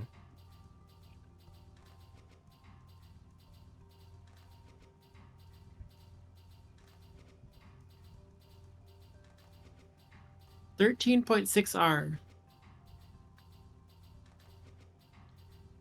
How?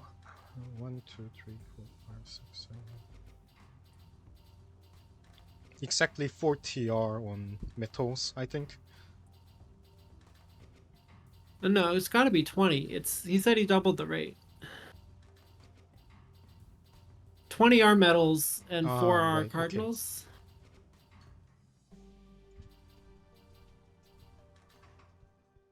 Okay. That sounds like 130, 13 point. Yeah, 120 plus 16 over 10 is 13.6. Yeah.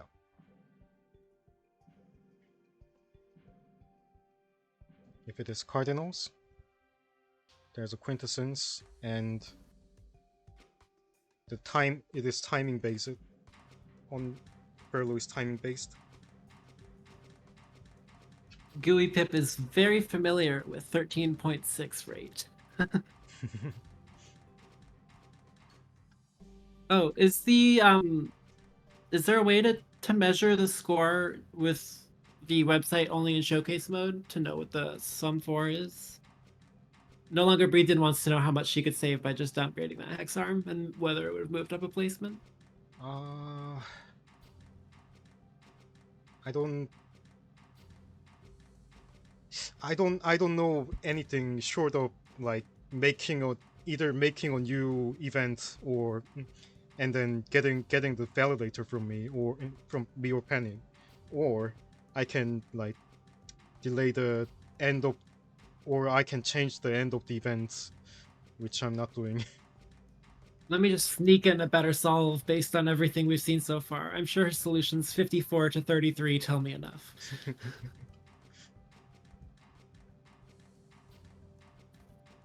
Also, I was so foolish to think the stream would be short because there's only one metric. Yep. We're getting our time's worth here. Happy Sunday morning to anyone in the US. I'll try to get faster, but I'll try to. Oh wow, it drops by like 200 now. It dropped yeah, from right. 1900s to 1700s. Yeah, 32nd place. 13.6R, same number as before, similar cost, just shy of 1,000, but it's lost about 200 Yeah, instructions. 200 instructions saved from the previous one. Which is about equal to the size of the drop.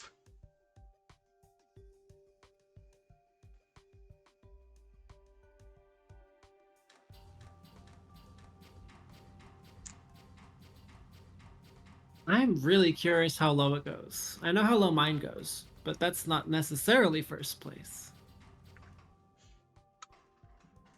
So when there's cardinals, it does quintessence conditional to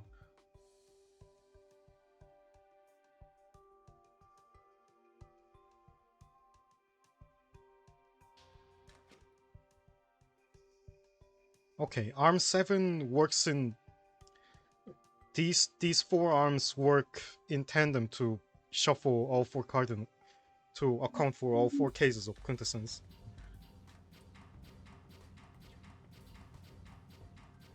And if it is metal, I'm guessing this bunch of arms is what memorizes the number of quicksilvers.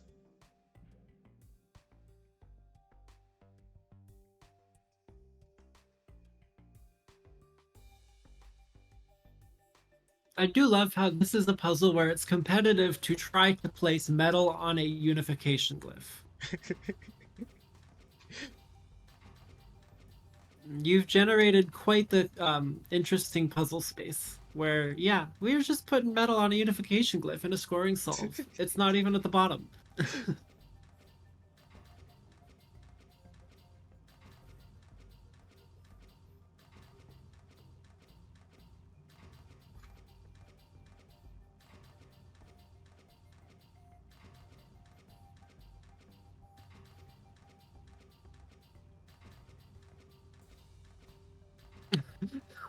Murakonda, my puzzle puts salt on a projection glyph. I mean, salt? Mine puts salt likes on a projection glyph.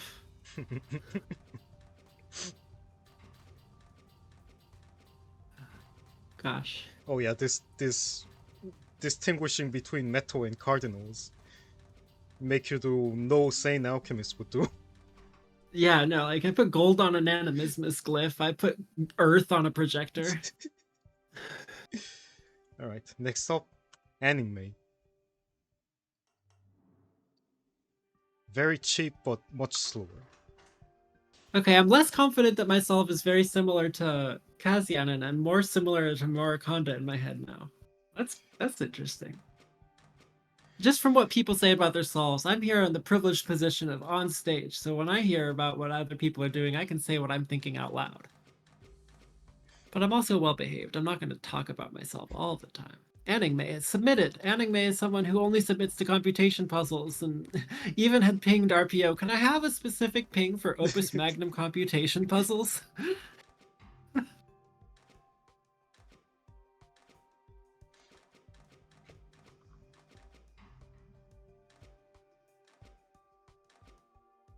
So 9 grabs the quicksilvers that 20 produces, and it makes a wand out of them. Mm-hmm. 20 will have 1 leftover for the silver. It'll have 4 leftovers for a tin, for example.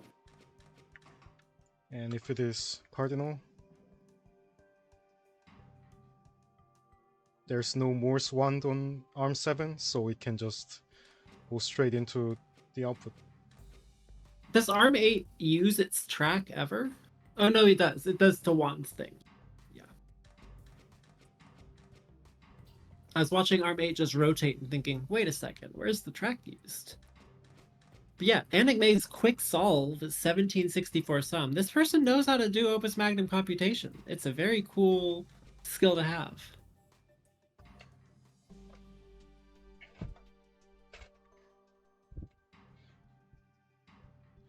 Alright, next up, 30th place, Guilty Bystander. 7, about 90 drop.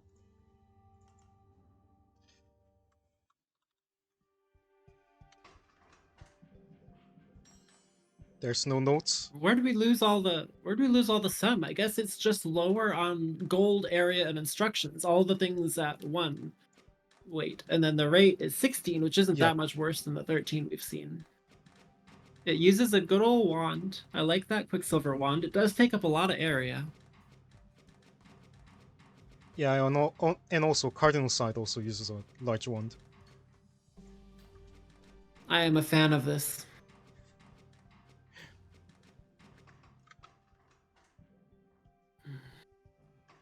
It is metal.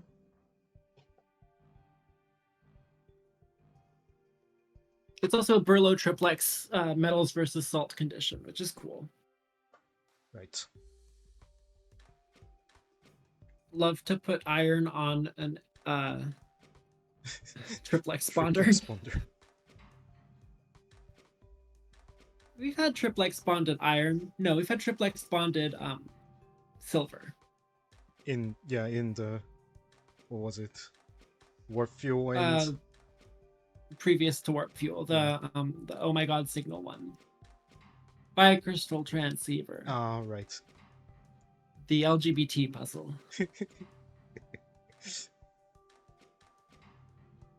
Let's go bicrystal transceiver.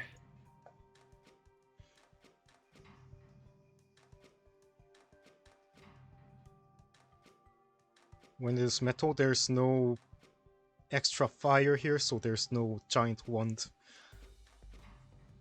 Oh yeah, arm 6 On doesn't arm have 6. anything when Yeah. there's no metal.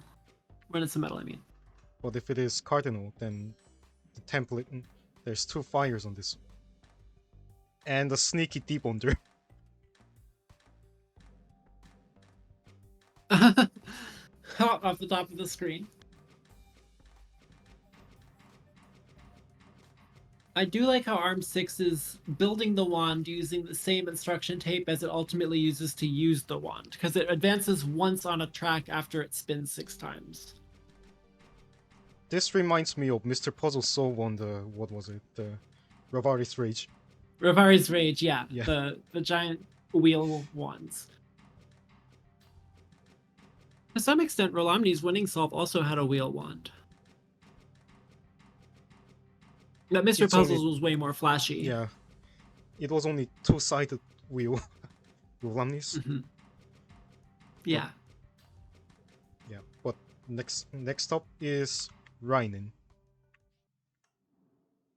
What is a machine? 1673. Something like Here's somebody lizard. who I think has said some things in Discord that I'm going to check as well. Reinin writes, "Help, how do I computation? In all seriousness, I don't feel too bad about this for my first computation puzzle. Could be better, but I feel like I need to see what other people did to add tools to my toolbox. Good luck all." Yeah, Ryan said when other people were saying that they cooked, Ryan said, I microwaved. Moderate computation confidence. But the solve itself, I love the disposal-less approaches. I love how Arm 1 is like fully bonded itself in. And doomed hex arm, as Kazian calls it. Oh yeah, arm 1. I have to see what the animismus conditionals do when there's a metal input, because this is very simple in its steady state if it's a salt lake. Yeah. Here we are having created Vitae and Mors. Now the machine actually has a lot to do.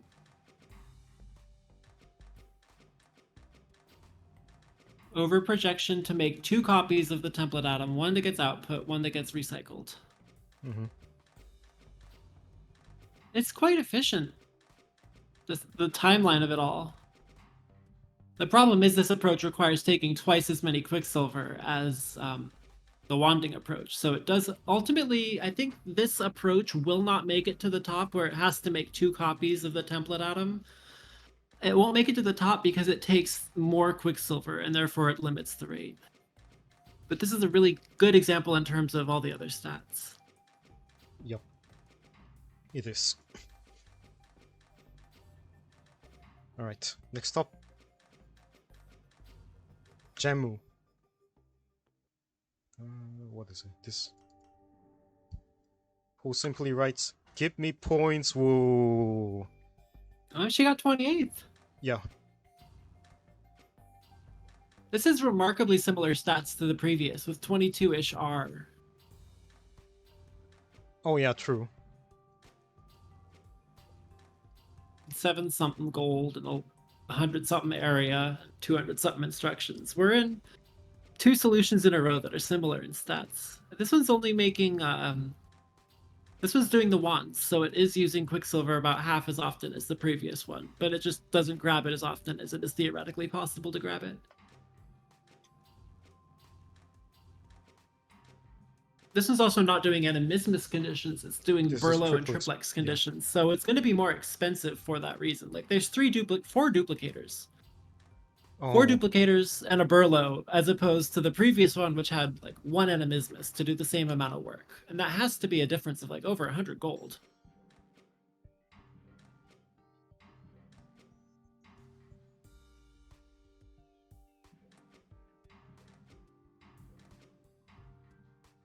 I mean, the fact that gold takes an unweighted fraction in this means that it's not quite the same as the other computation puzzles where it was always cost over 5.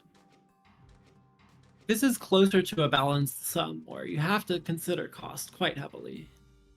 Mm-hmm.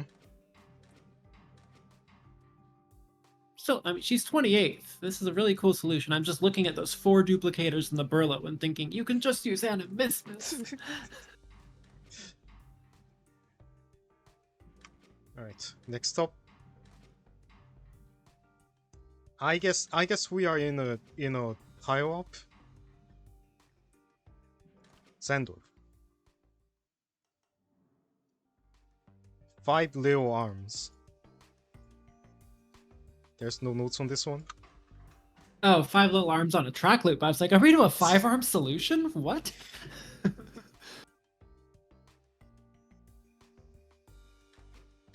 This one's faster, 15R. I think 15R is fast enough that you kind of have to be using wands, and this one is. Not necessarily wands, but you have to be using Quicksilver only for projection and not for copying a template twice. Arm 18 is just perfect, like, grab, rotate, drop by 5 times. Oh, wow. So it's 15R for metal and for cardinal. It's making cardinal only once per tape loop. It's interesting now that we've seen so many ideas. We can look at every solve that's in this pile up and see, oh, there's a way that this could have been improved. Like, Yep. for Gemus, it's like, oh, this is not using animismus, so it's too expensive. And this one isn't making cardinals at a faster rate, so it's too slow. But these aren't criticisms. These are just awarenesses of, like, if you combine the ideas from multiple people who placed in the 20s, you can get solutions that look more like the ones at the top.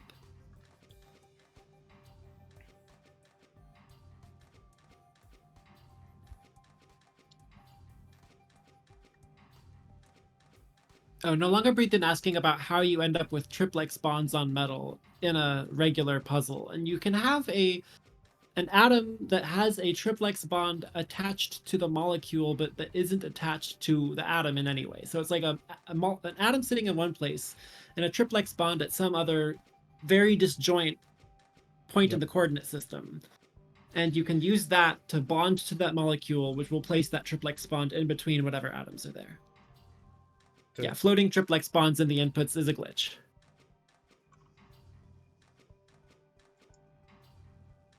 What was it? The face powder question mark in the... Oh Yeah, yeah, that face one. powder question mark is a hilarious one. All right, we are at the end of this soap. Is the last soap in the pile apparently? Did we drop a lot? Yeah, Catspin 1400. Cool. Cool. We just dropped another 150. Hi, Catspin. Hello. 13.2 R. Are we at 19 period? Or no, we're just making a lot more salt likes. This is period 36. Oh yeah. This hex arm 18. Yes, we finally did. I don't have to keep this in anymore. You block the quicksilver with another atom so that you only grab the right number of quicksilver per loop. That is how it works. That is how this puzzle is done. Good job, Catsman.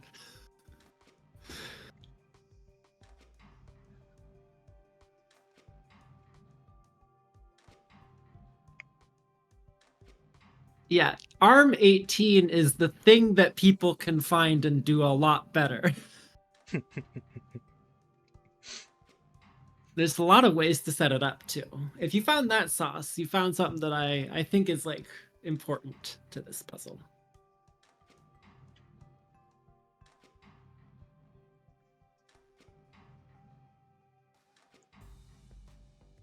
But I'm gonna say we are not out of the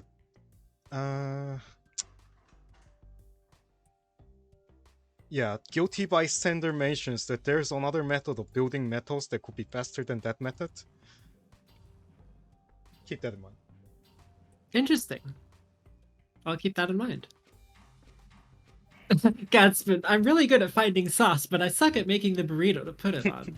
It's like when we had that area Sparse Infinite puzzle, where Cadspin was the first to show putting an arm inside of each of the little pockets of it, and so it became known as the Cadspin method because, in order of solution shown on stream, we see the idea first in Cadspin solution.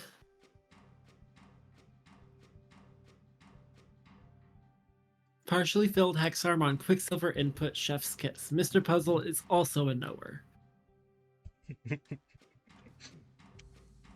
Okay, here I am gushing about it, and you know there's something else too, but I'm still gonna stand behind this as like, this is sauce. There is other sauce, but this is sauce. Yeah. Next up, 25th place, Chickens in the Attic. The amazing More Than Everything machine, now with salt. Bonus, also works with salt input-output. If that was included with the others for the metric, the score would be 1447.1. Methodology, Step 0, Template redraw prevention. The salt input is directly behind the template input, and both are put at the same by the 6-arm, drawn in the direction of salt to template. This means that after the first draw, as long as nothing but the 6-arm draws from the input, the template will always be blocked. Step 1. Differentiate between element and metal. The salt template 6-arm pulls the input element and blocks the input glyph, which is then placed on a duplicator. A salt is drawn and passes over the duplicator, while the input element is then taken over a calcifier and placed on the animismus glyph. The duplicated, maybe, atom is then placed on the duplicator, and another salt is drawn, possibly modified into a copy of the input element again.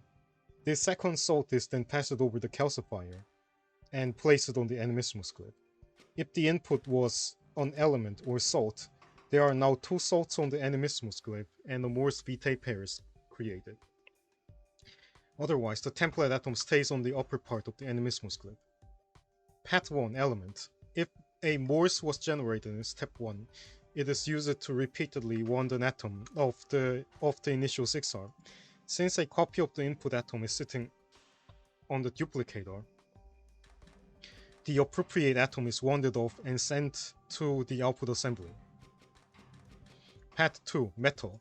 This is much slower. The template metal is put on a projector, and 5 quicksilver are placed with it. Any quicksilver not consumed are put on a stick. Each metal should eat 5 minus X quicksilver, where X is the number of quicksilver needed to upgrade lead to the template.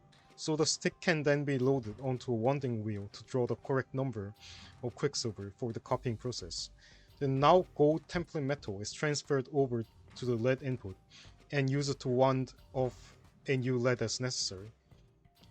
Note, the wanding wheel has to be loaded in reverse order of the stick creation, which is why a stick is built then fed back in. The need for a reverse load is that a gap in the wanding wheel, including a leading gap, results in bad bonds and a mess. We can only guarantee a gapless wheel if we load it backwards, as if there are any quicksilver to load, only the last guaranteed. An empty wheel is fine. For each output, a lead is placed on a projector and 5 upgrades are attempted. An upgrade only works if there's a corresponding quicksilver on the wanding wheel. Any that aren't used are disposed of.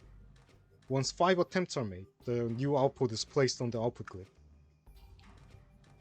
If the template was consumed to make Morse, the lead input is eventually permanently blocked by its 6th wheel. As for the quicksilver, no input registers the same as gold, so 5 are consumed per loop. However, there's no lead to upgrade, so all 5 are thrown into the disposal. By ARM 15. Output. The metal processor outputs directly to the output glyph. The elemental processor is a little more roundabout, with a couple of arms passing it around first. The metal side makes 1 output per loop, the element side makes 3 output per loop. That was a comprehensive note. It makes this all make a lot of sense. I appreciate when people have lengthy notes.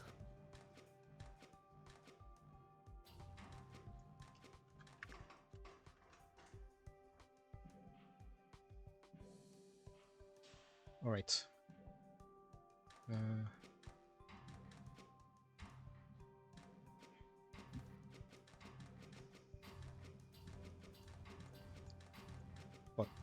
Alright, next up, in 24th place, Kevalan. Smiley face, computation is fire, smiley face. Computation is fire. Computation is fire. Here's a triplex bonder to show how. At first I was thinking, yay computation, because computation is fire. Then I built a machine with quintessence like a fool. Finally I remembered computation is fire, so I deleted that and used a triplex. 4 pieces of state here. The template 1, the template element, if salt-like, parks next to Berlo. Note that this is not actually the original template. 2. Is it a salt-like? On ARM, a wand that ARM 12 uses to pull salt-likes off the ring. Note that this is always fire and starts as the template. 3. The number of quicksilver needed to make the template metal, if metal, on hex ARM 2. And 4. Is it a metal, or one that ARM 8 uses to pull lead off the ring? What is ARM 8? This one. Pseudo period 5 is forced on the metal side, because if you have an inconsistent number of elements on a wheel, you cannot wand off another wheel with period 4. If you do, sometimes the wheel steals your wand. This is a problem since I wanted to store the metal value in a hex ARM. Period 28 is a nice compromise. It lets the element side operate at P4, while the metal side can do P5 with a 3-cycle reset to skip the empty spot in the hex ARM. Really glad to finally have rate in computation. I've always wanted that to be the metric instead of cycles. I'm glad this puzzle was simple enough at its core to be manageable as rate. A bit sad that the weighting on rate is not high enough to encourage really crazy fast machines. This metric is more summy. Well, about that. If there's really fast machines, I'm curious where it goes, because I don't know if it counts as really fast in your standards, but there's the fastest machine we are yet to see. yeah, fair.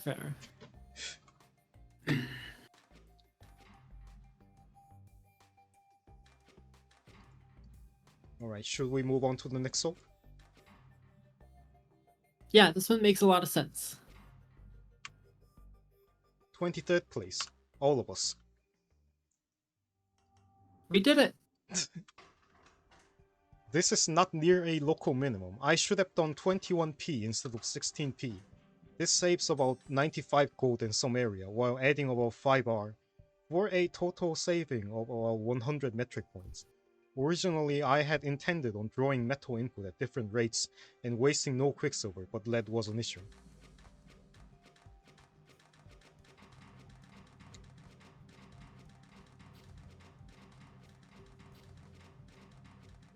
We're at 10.88R. This is fast. Mm-hmm. It's doing period 15 plus 1, so period 16, and it's making 1 metal or looks like 5 or 6 salt lakes. Arm 6 but is they think they can. Arm 6 is pseudo period 3 with one cycle to reset because of the Arm 5. Yep. And if it is metal, this arm assembly stores the quicksilver necessary to project it.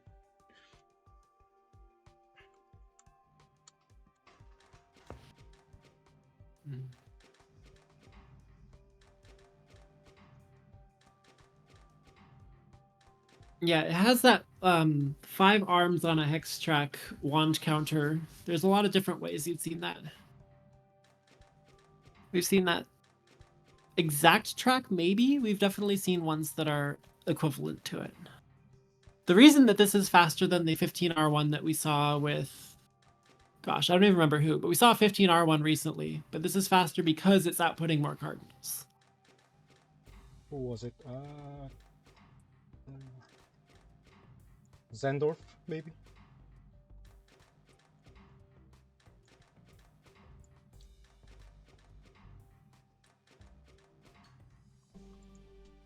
Right. Anime is cheaper than Triplex because Triplex requires Burlow, an extra dupe, and debonder.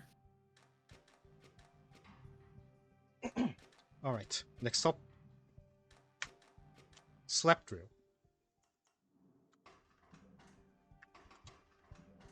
Arms 1, 2, 3 are elemental initializing.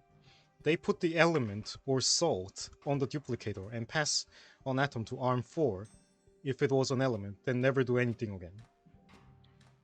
Arms 4 to 6 are the elemental loop. This is arm 4, this is arm 6. Mm-hmm.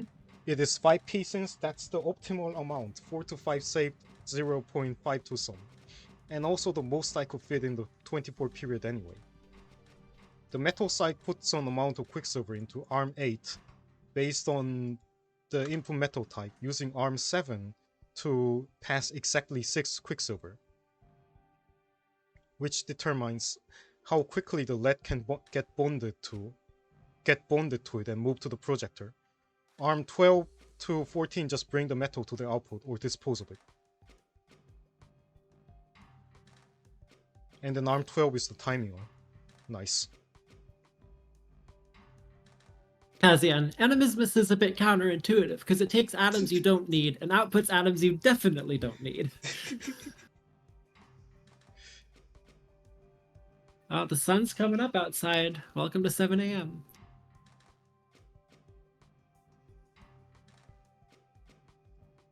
I love the delivery from Arm 11 with the just continuing to move it around the circle with a wand. I like the idea that instead of counting quicksilver, it is counting lead.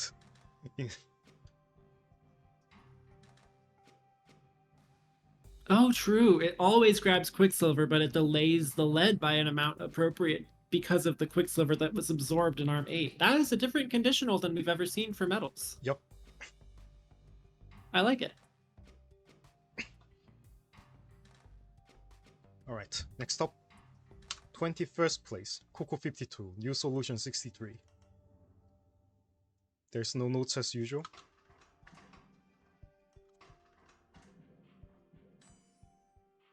Fire, and triplex conditional. Burlow triplex 16.32R. Period 24? 24, yeah. Period 24 with a... Oh, gosh. How many salt licks? 13 is... Salt like is 5p, and metals are presumably 1p. Okay.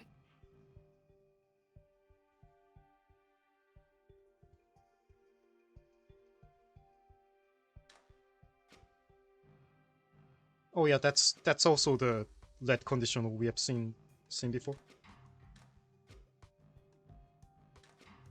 Oh yeah. Now it's the slab drill method. You've got the CAD spin method where it's the hex arm that grabs Quicksilver has its spaces taken up, and we have the slab drill method where you put the lead on projectors late enough to where by the time it's off of it, you know it's the right metal. I love these Quicksilver methods. Alright, next up.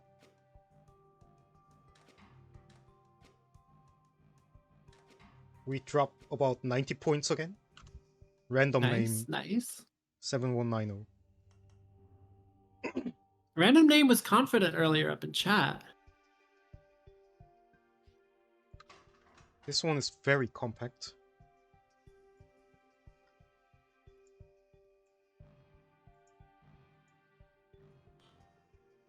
Random name was saying, we ain't getting to me for a while when we dropped from 1900 to 1700. And now we're in 20th place, and hey, it's random name. A different Quicksilver method.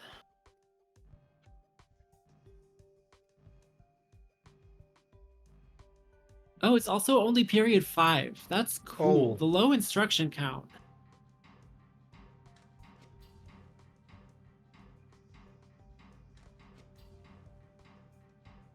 So that's the cardinal side. Oh, the presence of the Moors is the reason that this one does what it does. So we have to check it for a metal now where it isn't Moors.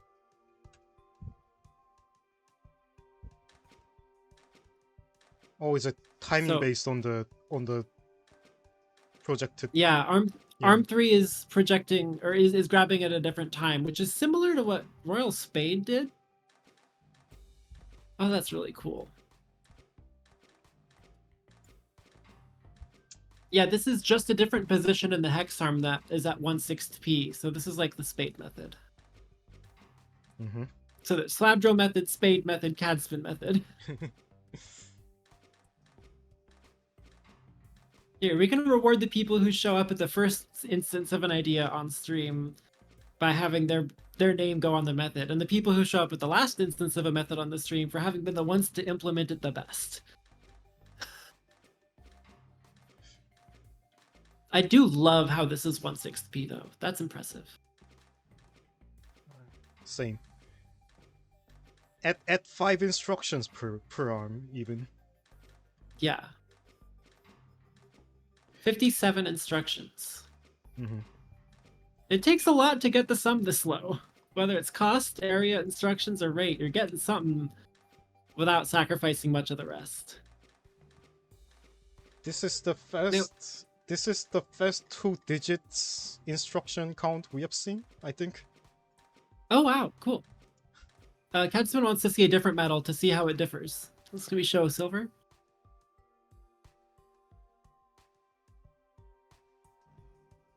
I think Arm 8 is going to grab the metal as many times as is appropriate.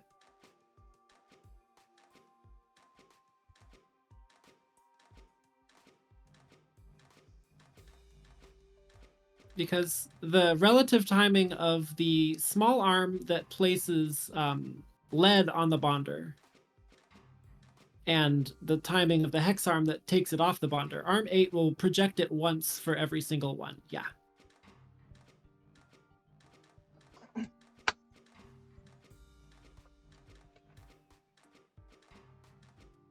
There's a short note. Update since last version. Combine the conditionals for activating the basic element pad and the metal pad into a single use of anime, taking salt directly from the pipeline, thus eliminating the need for arms to place salts on anime. A second anime glyph and a bit of track. Additionally, better geometry allows the metal wheel to grab mores directly from the anime glyph, destroying the metal pipeline much more easily.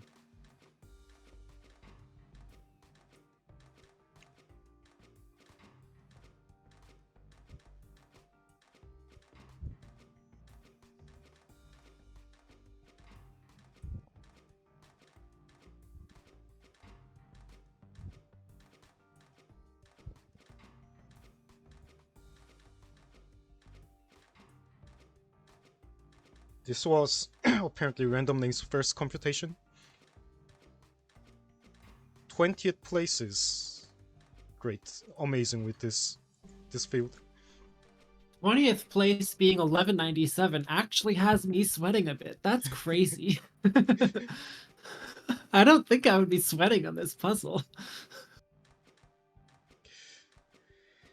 All right, next up, who was predicting that he was soon in the chat? Vilfuck? Vilfuck. Oh wait, Yosh says to look at arm 6. Oh yeah, arm 6 is there to move gold from the projector in, or the purification input to the purification output at the later cycles.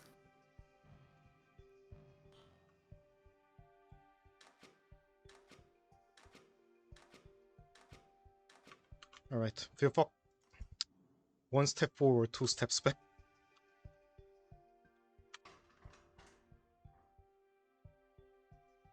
We are 590. We're fast. We're 12.24 R. This is period 18, and it's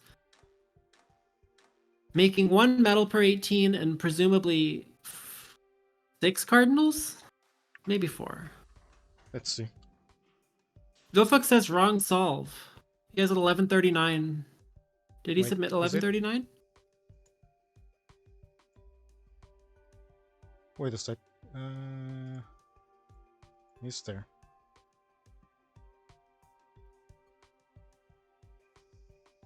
Yes, there are 1139.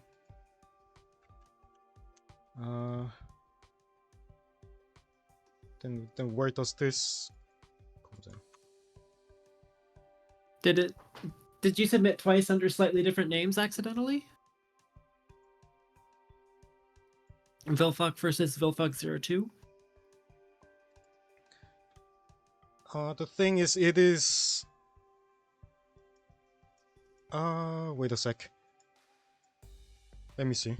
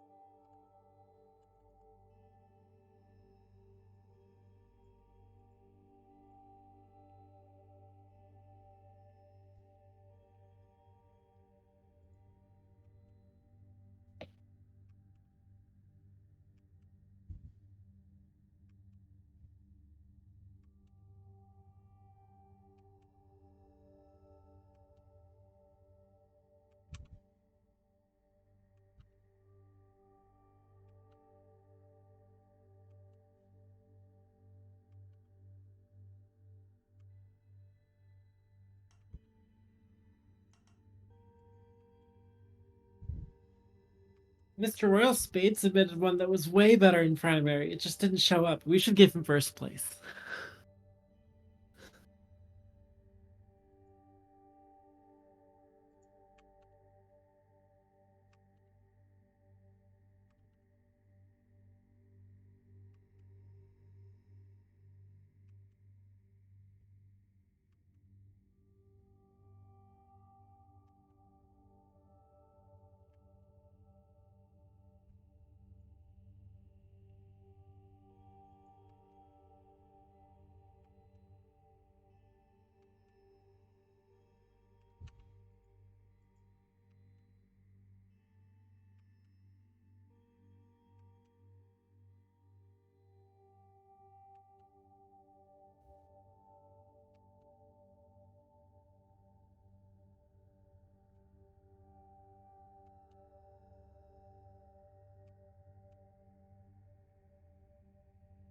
All right.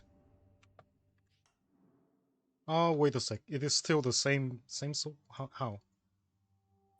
Oh no. Vilfuck broke everything.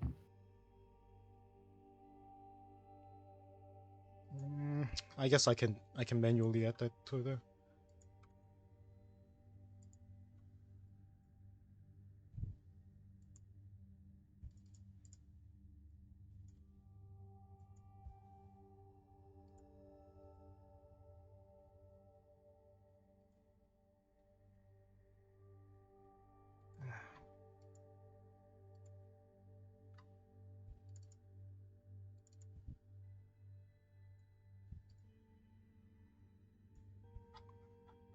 At 19th place.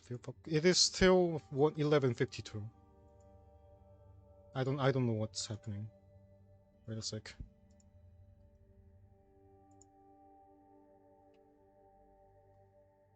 Report submissions.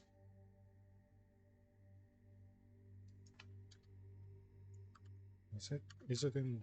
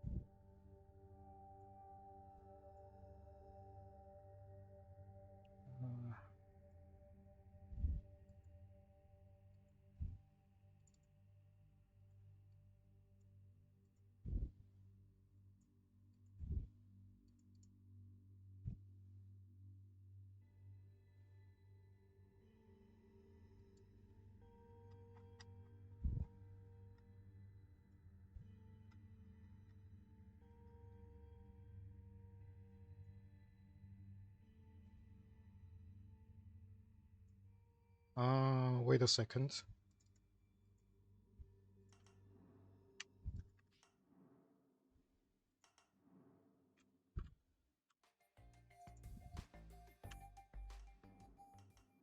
The elites don't want you to know this, but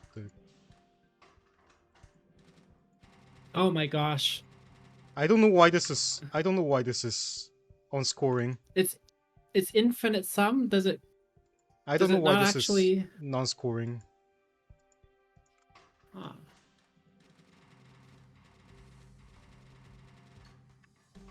Okay.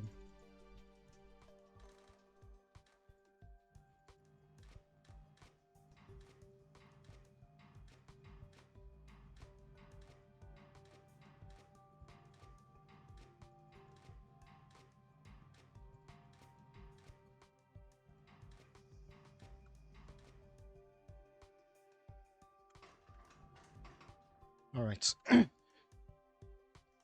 Thanks to Mr. Puzzle, I can verify this on stream.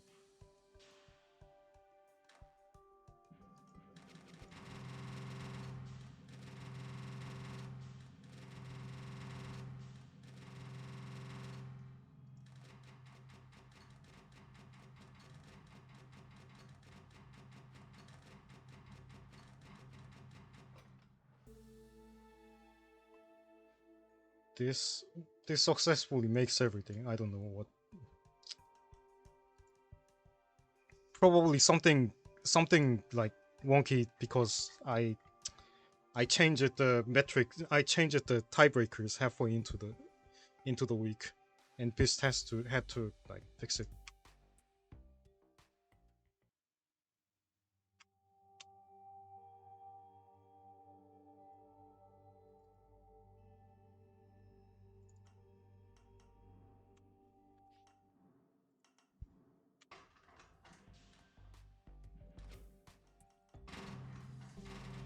The biggest question is there a change in placement if you have this solve versus the 1152? Uh,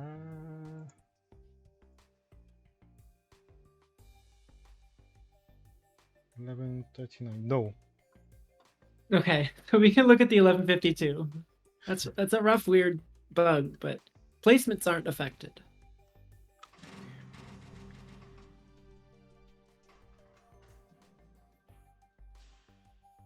Well, I can't. Well, we can just look at this actual solve by default. Yep. So this is Animismus conditional. And I think it did Arm 7 is bonding. Nice. some unusual thing with Quicksilver. Entombing the arms. Yeah, so Quicksilver will project if it's bonded, and depending on whether this input is absorbing Quicksilver, there will be some unbonded and some bonded Quicksilver.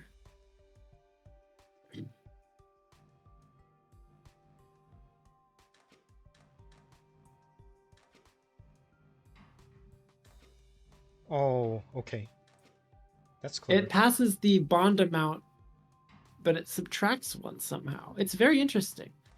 You know, my first idea in this puzzle was that bonded Quicksilver won't project, and it eventually got replaced by the CAD spin method of things that aren't Quicksilver don't go into the projection glyph. But bonding is also a totally viable way to block the Quicksilver from going into the projection glyph without requiring you to conditionally grab out a certain number, because the bonded Quicksilver also block the input glyph just the same as unbonded ones. True. Also, if it is gold, then there is only one Quicksilver on the. If it is gold, there's an unbonded Quicksilver, but it's gold. You can project it further.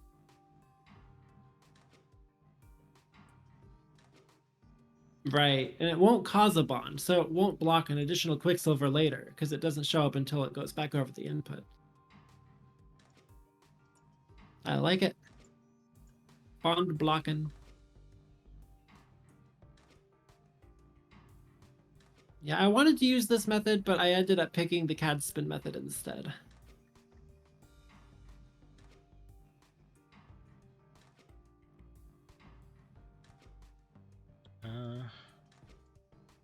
I still don't panic. I still don't know what the exact issue is, but the Billfox solve somehow doesn't show as valid.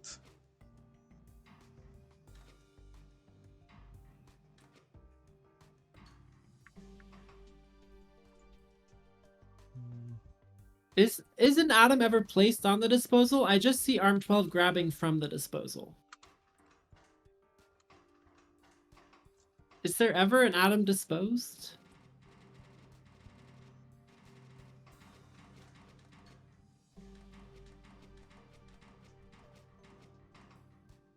Maybe.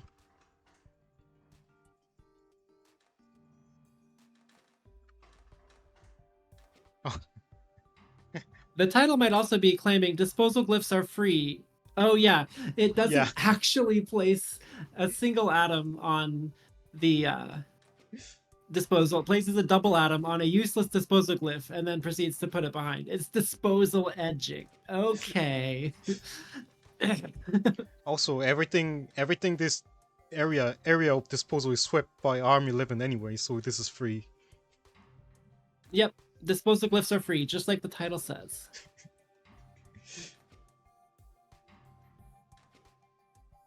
All right, time to populate the past solutions list again.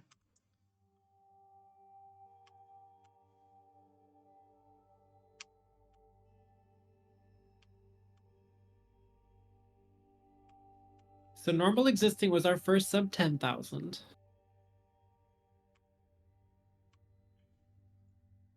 Bun Bun was our first sub 5,000. Royal Spade was our first sub 3,000.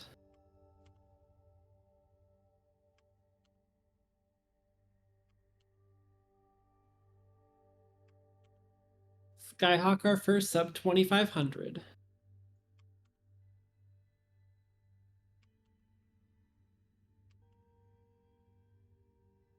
To Genius 42 sub sub 2000. Genius our first sub 2,000, yeah. We dropped through 1,500 really quickly. Like, it's 19, 17, 16, 14.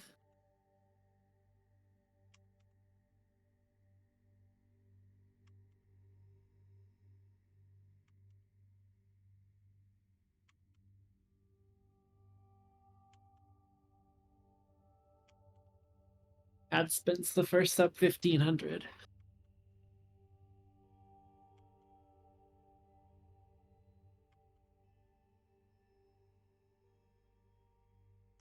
And then we dropped 1287 to 1197 at 20th. Yep.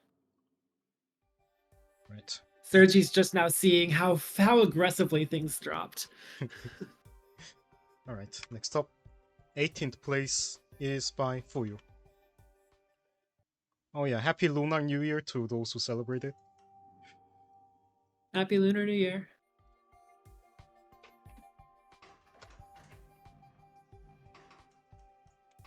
A straightforward approach, encode the value of the metals onto a ring of 0 to 5 quicksilver, then use the ring to pass on the same number of quicksilvers for promoting lead atoms. On the other hand, the glyph of animismus tests for the cardinal elements, and the duplicated elemental atoms carry away the promoted gold.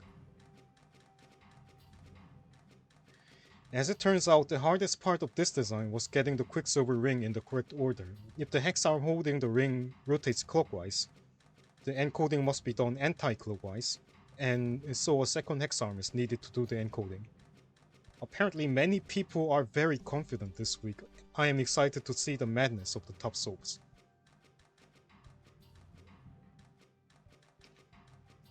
I don't know if who you messages in Discord, but if they were claiming many people are confident, they've at very least seen the confidence. Is Fuyu a different name in Discord?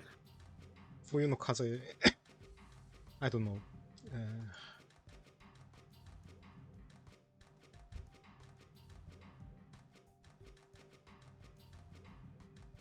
From Fuyu no Kaze.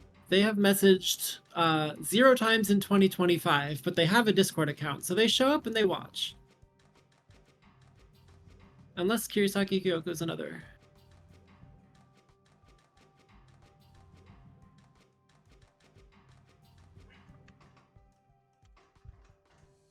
Kirisaki Kyoko is their Twitch stream handle, but I think the Discord, they've been just lurking. They've been watching all the confidence pile in and are wondering what's up.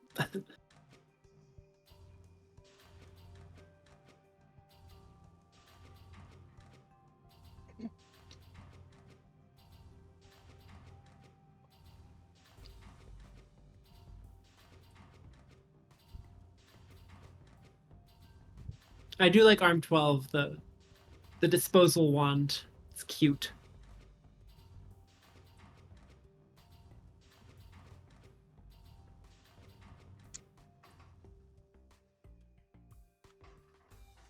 Arm 12 only holds something when it's cardinal, so... Yeah, but it is outputting 2 cardinals per tape loop, but before it outputs the first one, it denies the metal. Right.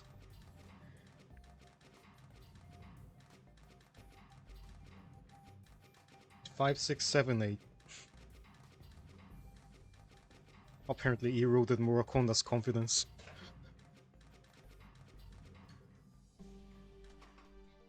I just don't see how you get better than what I have, though. So maybe I'm still good. I just see that there's 17 more people. The pileup can't all be between them and me, right? Next up, 17th place, Spiritual Shampoo. Mitosis.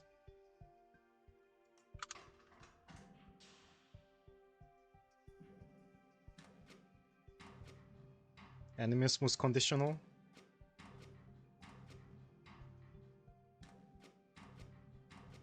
Three cardinals per loop.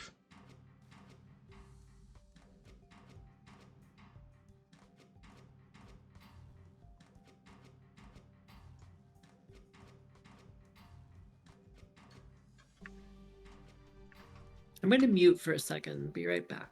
All right.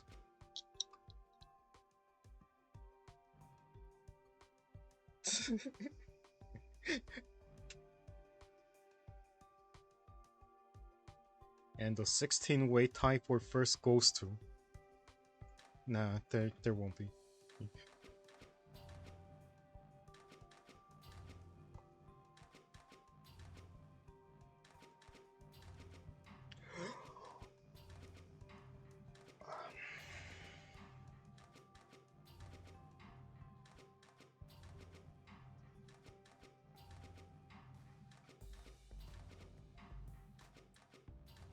Where did this lead came from?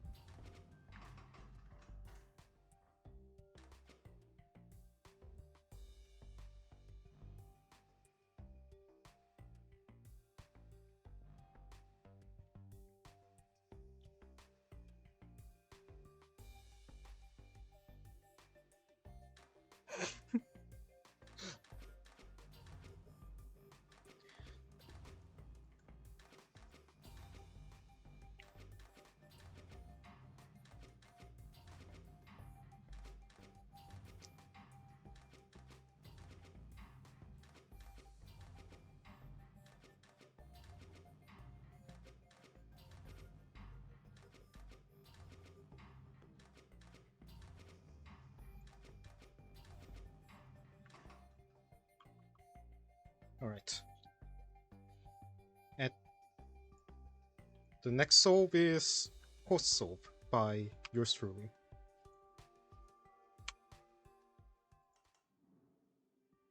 But then this is actually as much Shadow Cluster than as like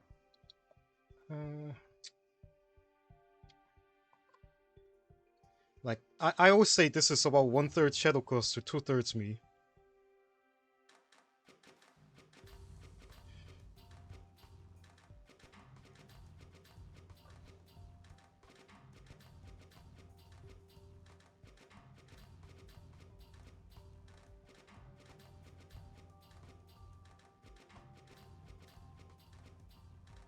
Yeah, works on a strict 24 cycle loop.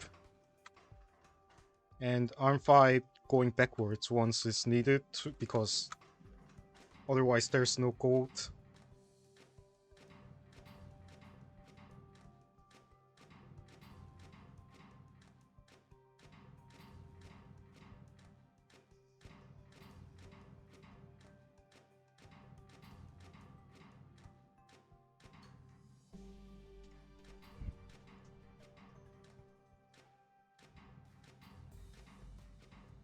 Could arm 8 be moved, or does that cause bad grabs?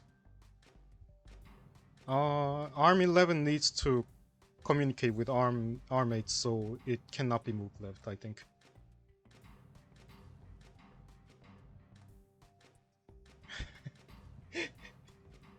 Okay, the Filfo issue is because the title was so long. Alright.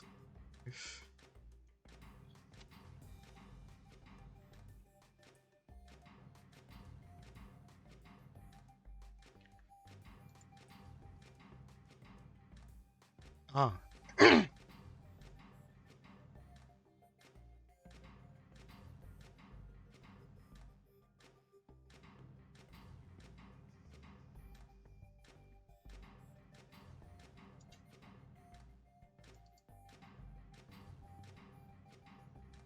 If the path to the submissions folder unzipped from the website is very long. Like 100 characters.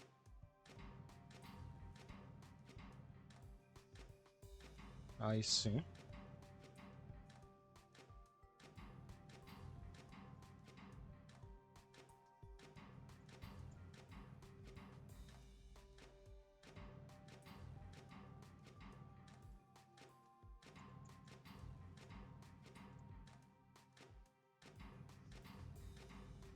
Like the path to the...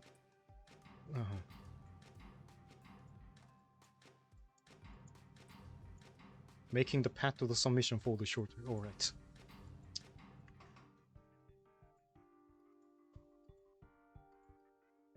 Alright. Next up,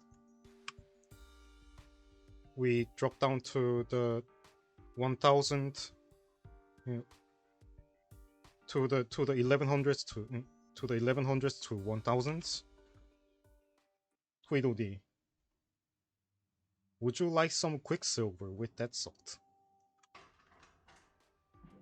There's no notes. Fire conditional.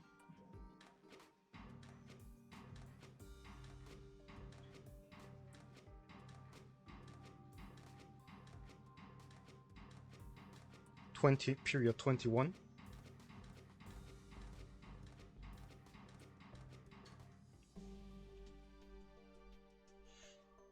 Like Pat.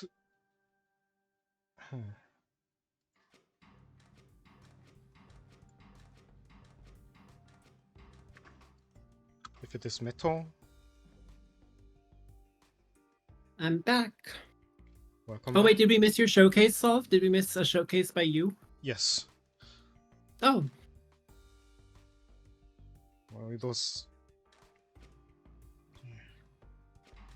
Oh, and panic finding the solution to the fifth up issue. Okay. It is the title length. My goodness, the Windows file system broke because of the length of the title. This problem can be avoided by making the path to the submissions folder shorter. That's horrifying. I don't like operating systems. I don't like computers. Why do I do this? Alright, so Tweedledee solve. Fire conditional. I like the movement of the wand here.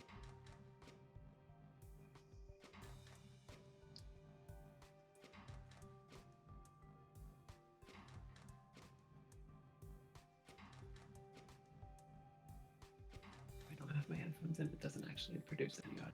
I'm not sure I can share it.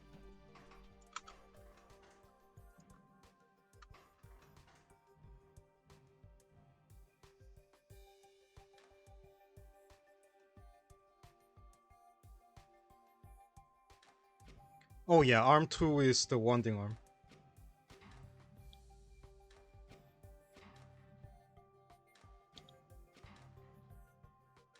So this is cheap and small, but it still uses Burlow triplex. But I guess it doesn't use any extra duplicators beyond that.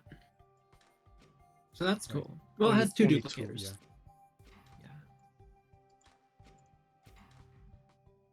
Yeah. Right. Next up, Ebonop. Not meets blade and debones.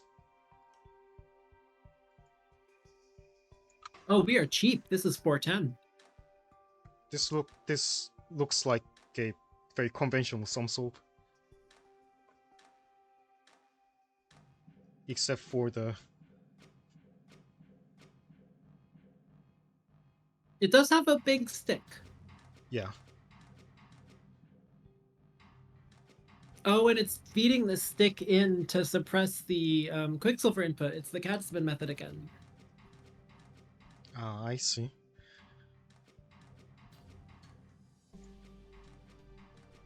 And yeah, because the length of the stick is determined by the input. It doesn't have the same area for every input, too. Let's watch it on silver or something. Or copper, yeah.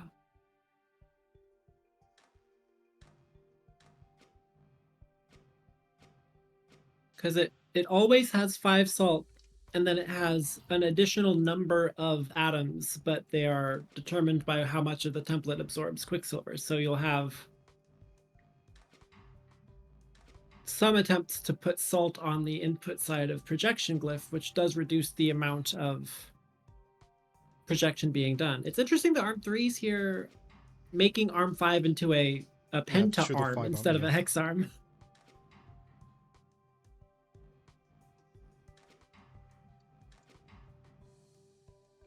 Ebon, I'll read the notes. 5.72R for salt-like, 20R for metals, and period 40. The key idea for metal conditional is to align molecules in different cases and move them into one debonder and have the debonding do a useful thing each case. Specifically, the goal is to turn template molecules into a mix of quicksilver and salt, so that they project a known lead into a copy. Arm 1 builds a padding of 5 salts, then Arm 2 adds all quicksilvers that didn't project template to it. Then the chain moves to fixed debonder and truncates into 5 atoms, and Arm 2 feeds it back to Arm 5.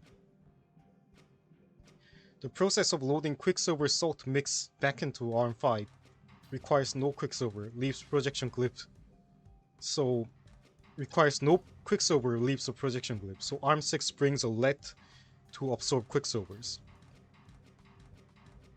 One of Arm 4's initialization tasks is to pull this gold away.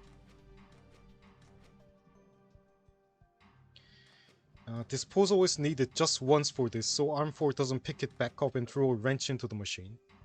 Arm 3 shortens 5 sloops so metals are in 20R instead of 24R. A 2p tape allows enough time for initialization arms be generally quite happy. One very unusual thing is how the salt-like pipeline is lazy. One salt-like R is worth 9.6 points, while wanting a salt-like requires 9 instructions across arms 7, 8, and 10, so delivering more products than square root of tape length becomes unprofitable. That's a good heuristic that they actually mapped it out for. Mm-hmm.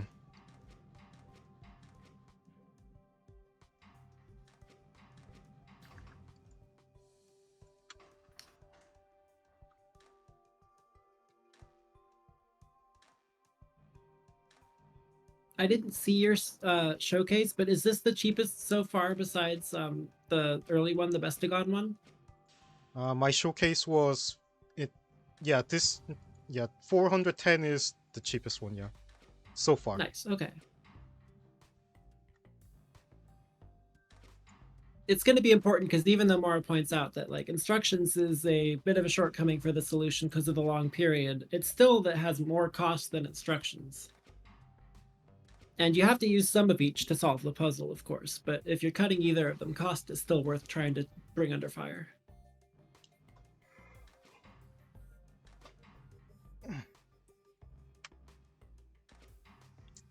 Alright. Next up. Goodbye Galaxy.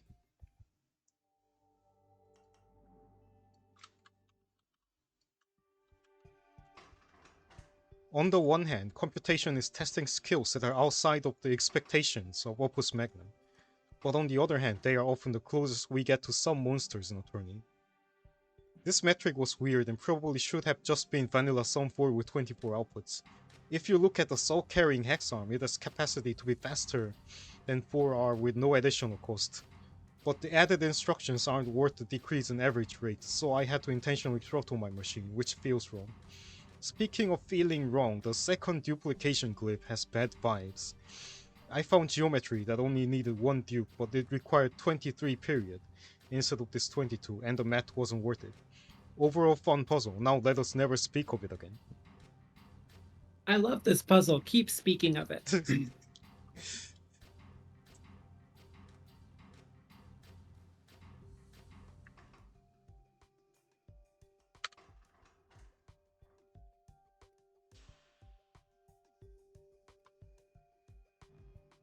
Goodbye Galaxy is a conventional sum main, so having a sum monster via computation is interesting. It just requires a lot of different considerations.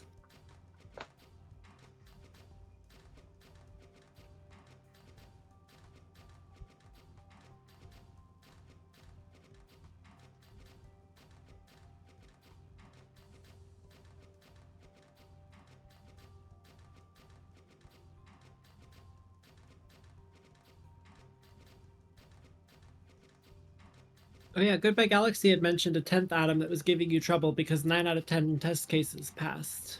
Oh. Which is the one that was troublesome, because this gold method looks alright.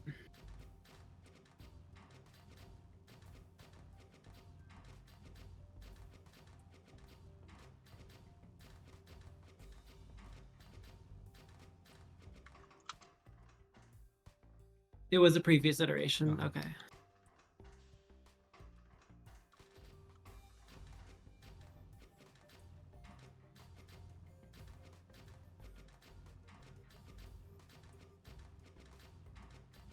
Yeah, If there it's was a always either tournament that lead was or gold.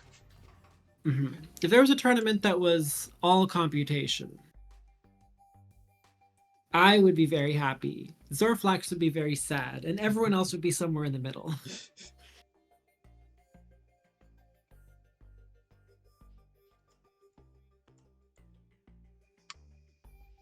Don't give me ideas. Oh, you would be happy too. That's great. That's great. Alright, next up. Fiesta. Fiesta comes in at 13th. All right. 10:55. All right, we are piling up. I like that we are Yes. piling up. I like that there's still quite a few solutions before mine. As usual, Fiesta writes comprehensive notes. Thank goodness I've been around this community for a few years, because without having worked habitability detector and look and say, I would have been utterly lost. In particular, I immediately zeroed in on the metal side of the task, over projecting the template atom to create the appropriate Quicksilver complement. As was common in look and say, is simple enough.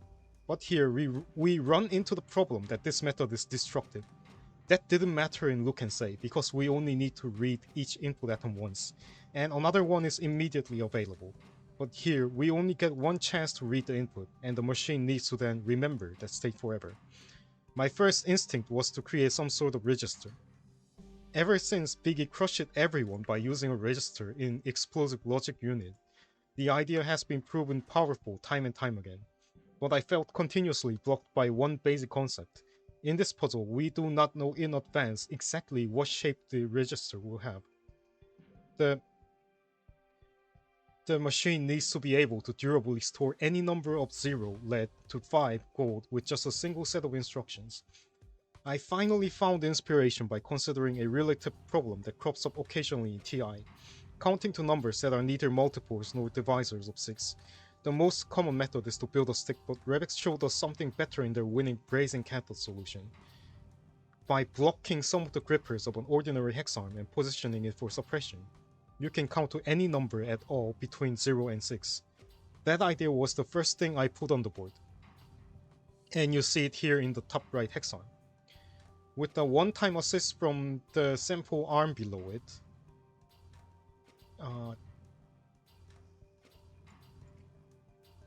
it grabs just enough soul to block however many grippers are needed, minimum 1, then slides over and handles only Quicksilver forever after. It is the cleverest idea in this machine by far, and I'm quite proud to have found it. However, this clever hex arm does have a cost. It imposes a hard lower limit of period 19, and thus 19R on metals. Given that 15R is a natural target for fast and efficient metal promotion, I figured I needed to save about 100 points on other metrics to remain competitive. There is a silver lining, however. P19 may be a touch slow, but is extremely permissive of complicated timing. I took advantage of that in the element detector machinery on the right, which uses 4 long loops to read the template. Gratitude to Habitability Detector and Aether Reactor for giving me some tips on how to run this efficiently. The first version of this machine reuses the element detector mechanisms to output subsequent salt flags, so both elements and metals were output at 19R, but a few days into the week, I read the metric description more closely. Score is based on average metrics, not worst case. So while 19R is my hard limit for metals, salt flags might go as fast as 2.1R. That offers up to 115 points of savings, and 150 points of savings. But I didn't immediately reach for the fastest possibility. My only idea for distinguishing between metal and element cases was use a wand, and my machine as currently designed only had one wand naturally available. Given the necessity of both duplicating and debonding from that wand, I felt like I was limited to shoot a period 4 and thus R4.75. After some sweating and cursing, I finally found a modified layout capable of handling elements, at a faster speed and eagerly rush it to submit and see how my score would plummet. To my consternation, the improvement was only a modest 20 points. Why? Oh yes, cost and instructions. I may have been saving 120 points on rate, but it was costing me 60i and 40g to get the job done. Seeing that, I decided that the faster rate probably wouldn't be worth it. In fact, I got even better results from Shudo R6, as it allowed arm reuse. A little bit of old-fashioned OM optimization later, and here we are. P19, enforced by the projection hex arm, 19R on metals and 6.3R on salt likes, for a combined average of 13.9R. As little G, A, and I can manage. My first draft soap came in 200 points higher than this, and my first decently optimized version 100 points higher, so I suppose I've come a long way. But I must admit to being disappointed that I couldn't crack the triple digits. I have a feeling that the best machines will get down to 900 or even less, and while I'm definitely no wizard at computation, I would have liked to be in the same ballpark. Oh well, I'm sure folks will show me plenty of new ideas to seal and cite in future notes when all is said and done. It's so traditional Fiesta notes to credit past puzzles with exactly where the ideas that he's using came from, with raising cathode being the thing that we're calling CAD spin method. And then even crediting habitability detector for the quintessence conditional. I think habitability detector here is a bit of a trap because you don't see animismus if you're looking at habitability detector. However, the brazing cathode strat, I am going to stand behind being the sauce here. We're gonna see. At 12th place, Feral Duck. So close yet so far. I really thought I could get a sum below 1000, but reducing by the last 33.3 was harder than I expected. I didn't manage to remove any more arms, tracks, or instructions. The arms I'm really unhappy with in this soap are arms 7 and 8, which are just so expensive for what they do. That being said, there are some really cool arms, namely numbers 2 and 12. Number 2 and number 12, which manage to do a lot of things at once. ARM 9 also manages to handle the Quicksilver quite efficiently. I don't think the rate can be improved without increasing the cost by quite a lot. In the end, I do believe with tighter geometry and merging a couple of arms, sub 1000 is possible. I predict first place will be around 980.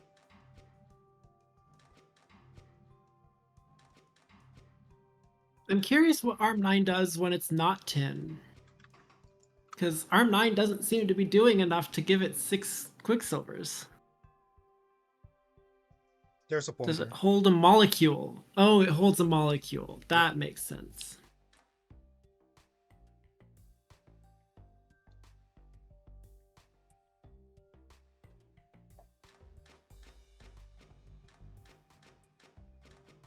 Okay, yeah, ARM 9 holds a molecule, and now it makes sense how it delivers more than one Quicksilver to ARM 11. So many wands.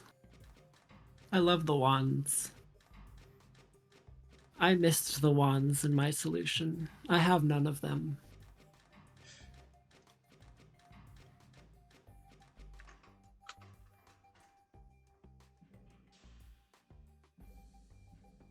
And when it is cardinal, it is animismus conditional. And it's also like back propagating the duplication Yeah. forever with a hex arm there.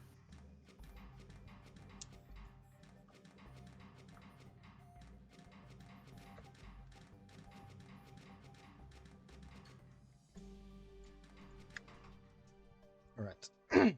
Next up, JPIP. Pile-ups. We are still in the pile-up. Oh, we're still not sub 1000. So sub 1000 is at least always going to be top 10 and maybe even lower. Sorry, I guess I say that with the knowledge that sub 1000, yes, does exist.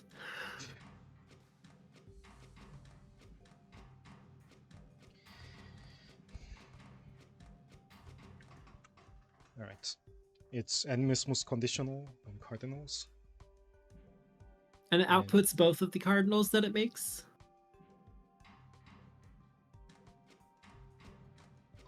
JPip writes, I wish I could find sub 1000, but it is just not going to happen for this layout. I've hit a local minimum with this one. There's actually very minimal conditional logic here. Left half of the solve either dupes elemental and outputs or stays salt and turns into V10 Moors and get disposed. Right half first scans the input metal, then loops to create a copy every 21 cycles. The trick here is that gold acts the same as an elemental, so it will always be creating some metal. There's a simple check at the end before the metal is outputted to see if elemental is currently outputting, but otherwise nothing crazy. I don't know how well this will rank since it's fairly straightforward, just heavily optimized within this specific layout. I use it to dupe 2 metals and use one to restart the duping, but figured out retaining the memory was better. But that was my only real improvement of my initial soul. Since I'm not pulling Quicksilver at full rate, the metal rate could be cut in half, but I'm not sure if it's worth the cost. Surely sub 1000 is possible, so I'm very curious who'll get it.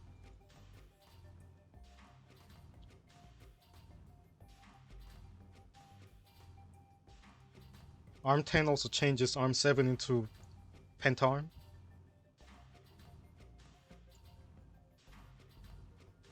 Using the same motion that gives Arm 7 its Quicksilver in the first place because it's on a track that has a third advanced segment. It's a setup arm that turned into a period reduction arm.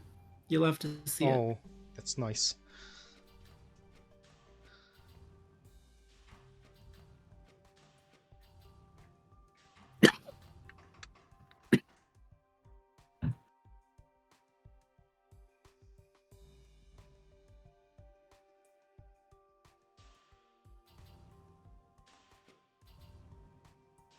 I guess it isn't period reduction, you're right. I think of that as like, well, a 5 arm is just a 6 arm that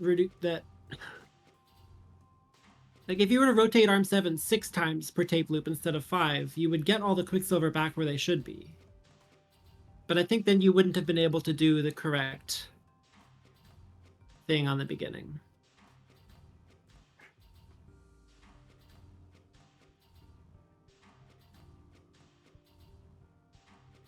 This is very fast. 14.7 R. 14.7 R. Well, Feraldox was 11.2 R, so... Yeah, there's also very fast that is faster than this. Alright, top 10. We're on top 10. Is there any more over 1,000 or are we under now? Who was... Alright.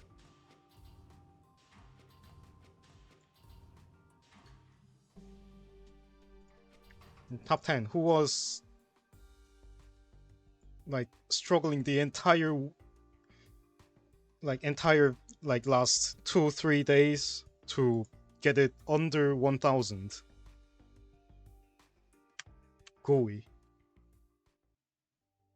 But did they succeed? No. Misses it by No. 2.4 points. No. Okay, good job, Gooey. You made a great solution. You got top 10.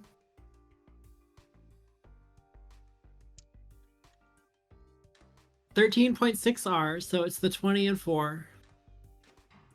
Period 20 on metals and period 4 on salt lakes. 470G, 140I. 1 digit too many. Huge oof.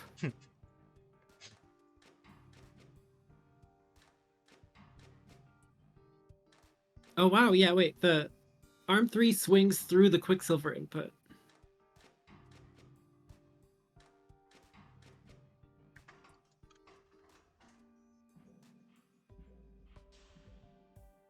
Alright, let's see it again.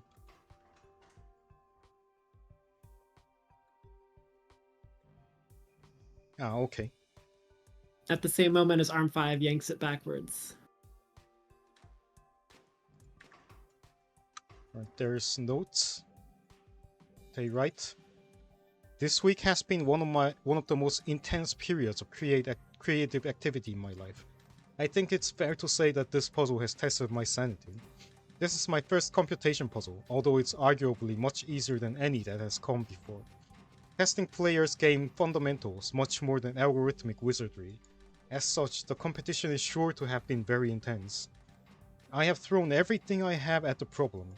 The submission is a product of about 50 hours work across nearly 30 different solution files, and is Holy crammed full of shit. every single clever trick and tiny optimization I could think of. Each component has been broken down and redesigned over and over again just to shave a few more metric points. I could talk for days about the story of how this machine came to be, but I'm sure nobody wants to listen to that. From my first soap submitted on the day of release, uh, until around 16 hours before the deadline when I finally threw in the towel, my metric score has been tending asymptotically to a plump and juicy power of 10. As you can see, I have failed by the slimmest of margins. In the distant past, when alchemy was still considered a science, some of the greatest minds dedicated themselves to the pursuit of totally empty goal. The Magnum Opus is nothing but a dream. Yet so many lifetimes of human effort were wasted chasing blindly after it. After this week, I think I understand a little of what our predecessor alchemists must have felt. For now, I have to call it quits and rest. I firmly believe that the winning score for this puzzle is a three-digit number, and I've come as close as to proving as I can. This community is full of incredible talent, and I feel that I've only scratched the surface of the solution space.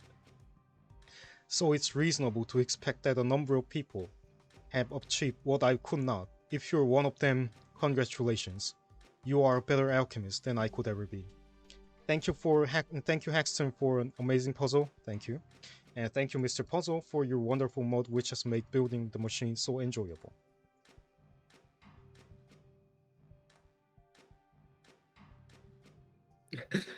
Arm 5 is repeatedly trying to tell Arm 6 to get down, Mr. President, get down.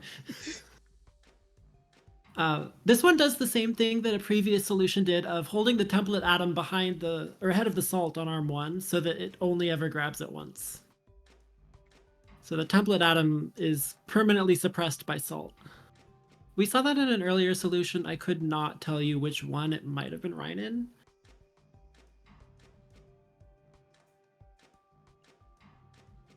But yeah, Gooey wanted to point that one out in the chat.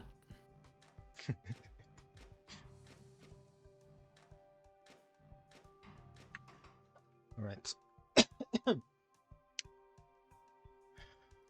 Next up, we finally break 1000. It's Morakonda. Morakonda. Let's see how cheap hers is, because she said it was cheap. I don't know how cheap. 385 gold. That's cheap. That's quite balanced, actually. Yeah. Because 16R times 24 is going to be like 384. So 384 on rate and 385 on gold. I love that. She writes, "This solve is incredible. If this doesn't win, I must have missed some sauce, as there's no way in hell this gets beaten on a level playing field. I cannot find a single wasted expense, and it also goes fast. Effective min glyphs for a wanding set of 90 gold. Very funny reuse of machinery instead of to dispose of the template atom. Arm 3 takes all salt likes from input to anime to output. Arm 6 pulls all quicksilver for metal differentiation, flare building, output making, and disposal of excess quicksilver all at the same time. Arm 7 both builds the flare and spins it to win. Arm 8 and 9 form a value track loop to handle all 6 different metal outputs at P20.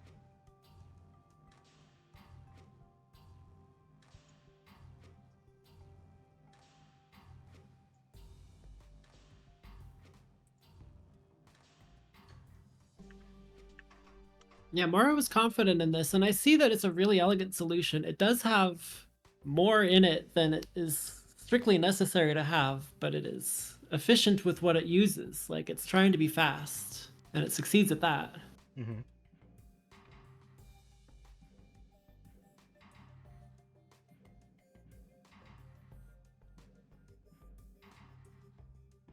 Oh yeah, we are. I guess I think we are still in a pile up. I think.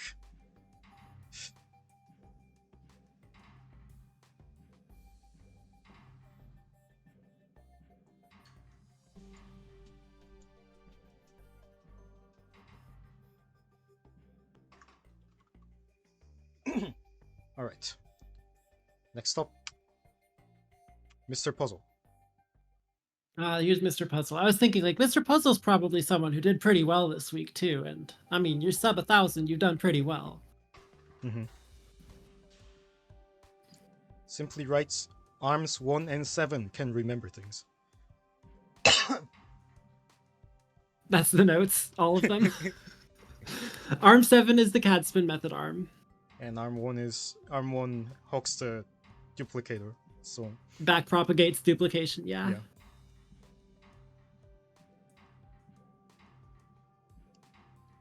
There's a piston.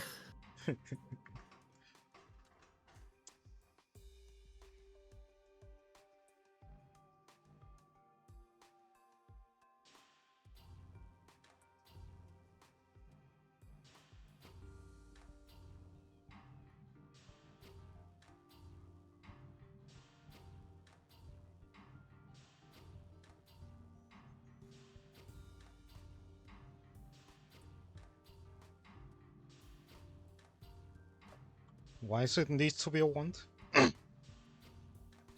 It has to detect whether it's safe to output it or not. But I guess, where's the, Oh, it doesn't ever create that atom on the projector if it's not a wand, because arm 9 will just feed the lead back around. It doesn't want to output metal when it's assault like, so it has to use a wand at some point. Although I will argue it doesn't have to use a wand. I am going to now kind of tease out more that my solve is totally wandless.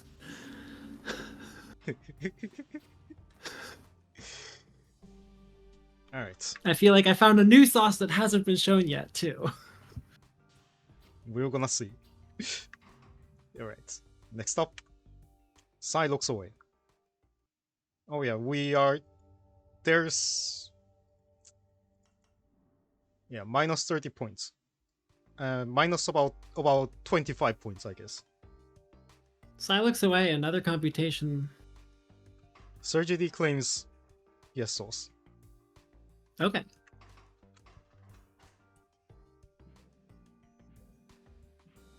We are back propagating metal on a duplicator. Now we're back propagating water on a duplicator. And Quicksilver wand. Alright, alright. He writes, as my second computation puzzle, I could avoid the long process of designs and optimizations that led to my solution for Look and Say. My first solution was 1000 sum, and this one has only slight optimizations beyond that. I failed to see a more efficient way to handle cardinals than duplication and animismus. I could see a world where metal duplication is better achieved by the timing the exchange of lead, rather than counting Quicksilver.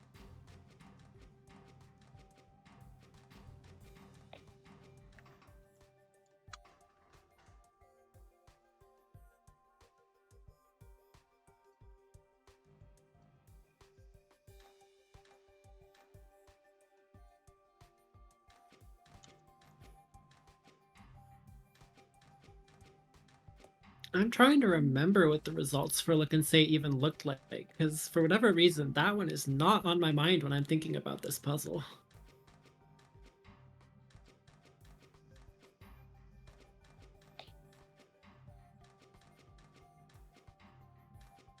I did get second, and Ebenov got first. Huh.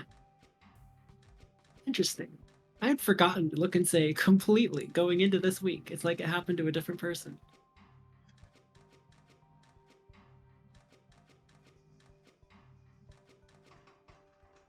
Oh yeah, the Quicksilver wand, arm 6.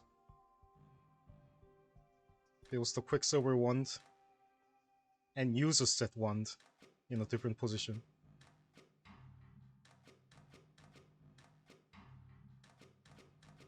Oh yeah, that's the star building.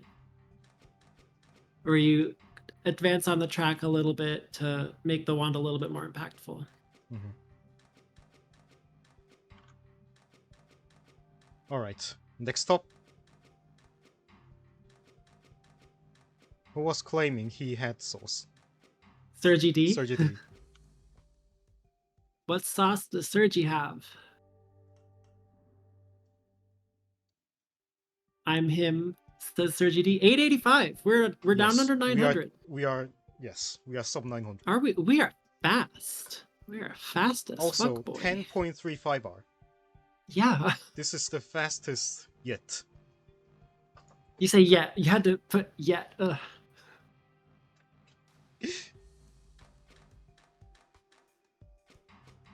Oh, are we making a batch of metals?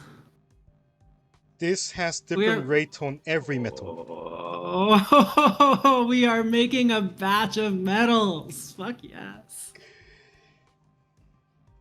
Oh, that's a cool method. Yeah, this is the sauce that I couldn't mention. This is something I never considered. Purification does allow you, though, to wand away 5 other copies, or up to 5 other copies of the other metals.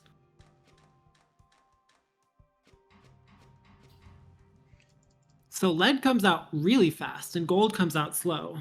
Yes. Okay. Well, we are grabbing Quicksilver at period 3, and we are taking 5 of them as soon as they're ready. Also, hello everyone. It seems I've made it in time. Oh, hey, Bis. Greetings. You're here to see the top 6. You're here to see Sergi just crank out 10.3 Oh R. yeah, no, I've seen the solutions. You have, of course. This looks new to me. Gold is faster than silver? Oh, because purification has a different mechanism for gold. Oh, this is one of those all metals are different speed solutions. One of those all metals are different speed solutions. Okay. Sergi D writes. Okay, Bis. This is the first one y'all are seeing. Sergi D writes. The piston is actually him. Certified banger of a solution. It may get beaten by a cheaper but slower solution. My previous solution made 1 metal every 6 tape loop and was like 1,300 some. This one beats Denmark by a mile by being way faster on the metal side while maintaining cost. Solution explanation, it is long. Salt likes. I did not use quintessence as it is expensive and hard to operate. I stored the cardinal type by duping every salt input. The input suppression prevents the second template atom from ever spawning, saving some G in the process. I check if this input is salt-like by calcifying the template atom and triggering animismus. If it is, then I start outputting the duped salts using animate output as a wand. The rest of the machine won't work as it needs an atom to keep going. I expect a lot of people to find this exact setup or similar approaches, as it gives about 3 to 4 rates on each salt-like depending on setup for little cost.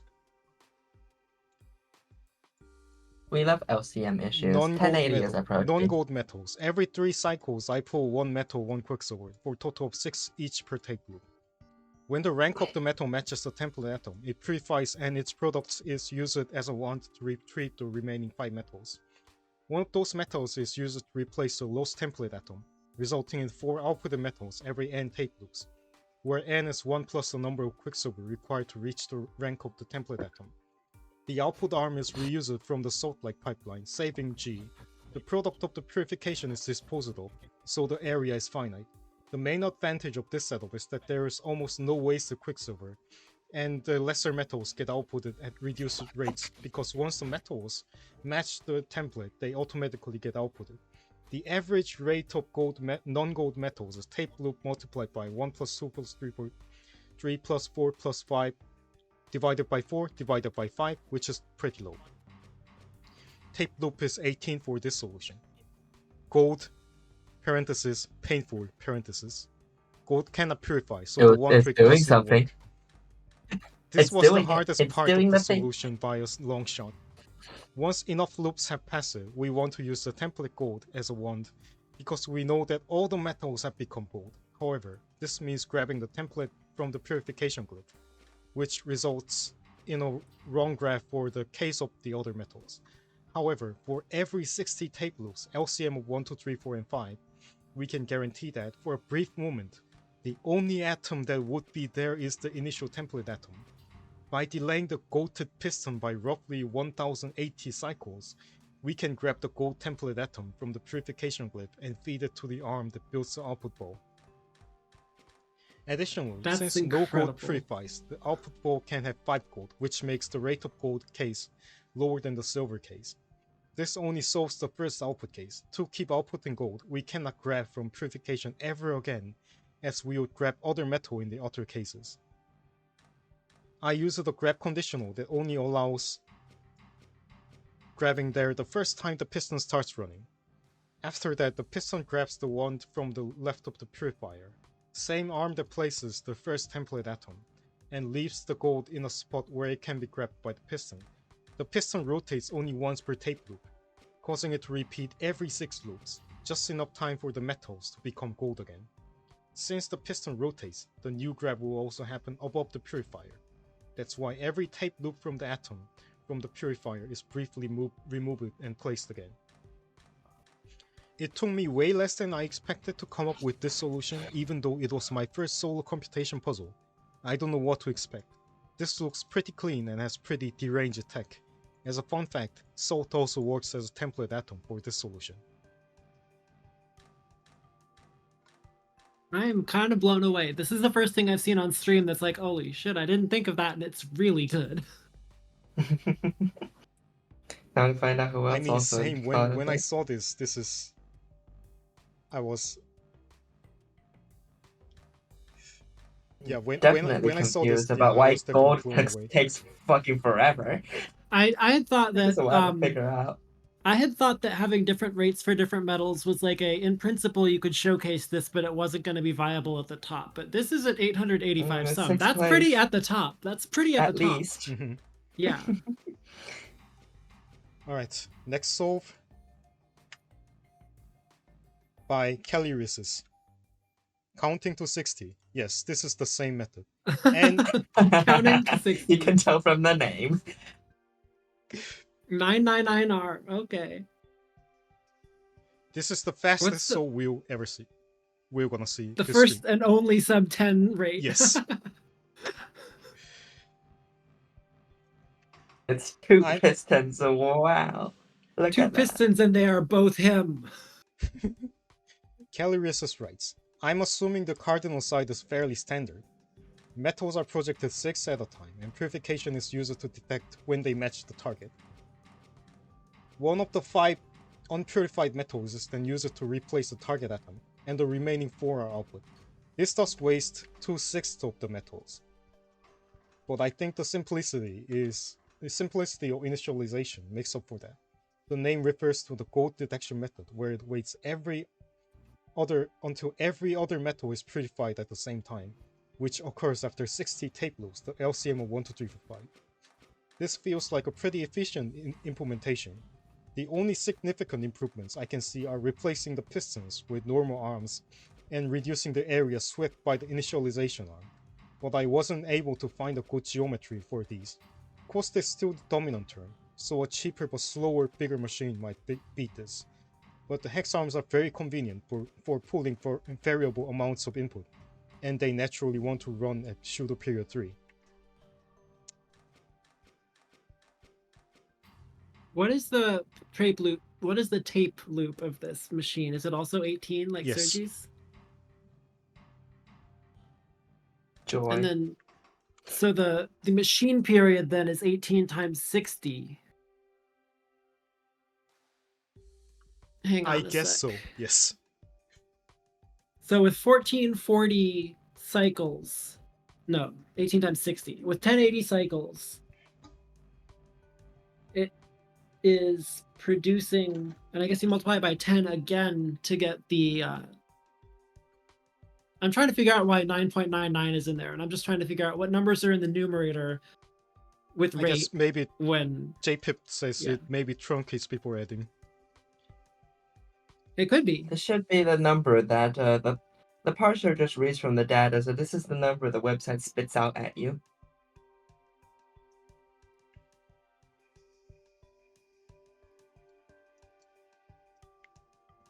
Yeah, This Armade one also fast pulls puzzle. 5 times each loop. So maybe that's also the factor. I don't know. Yeah, the count of cardinals is separately its own thing. Cagliarisa slowed down the cardinals to save instructions because it was beyond diminishing returns. So it's 9.99 and only 9.99.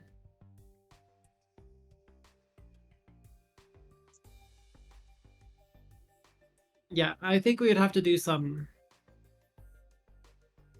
deeper analysis than a stream permits to be able to determine if that's exactly 999 or if that's 10.0. Cagliarisa's probably has the answer.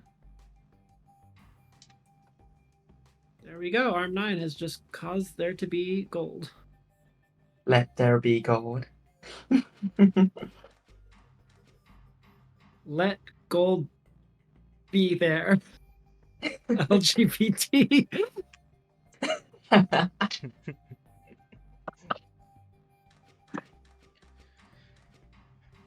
Let's get bread this. Wait.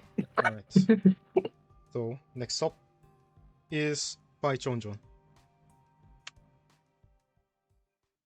866.96.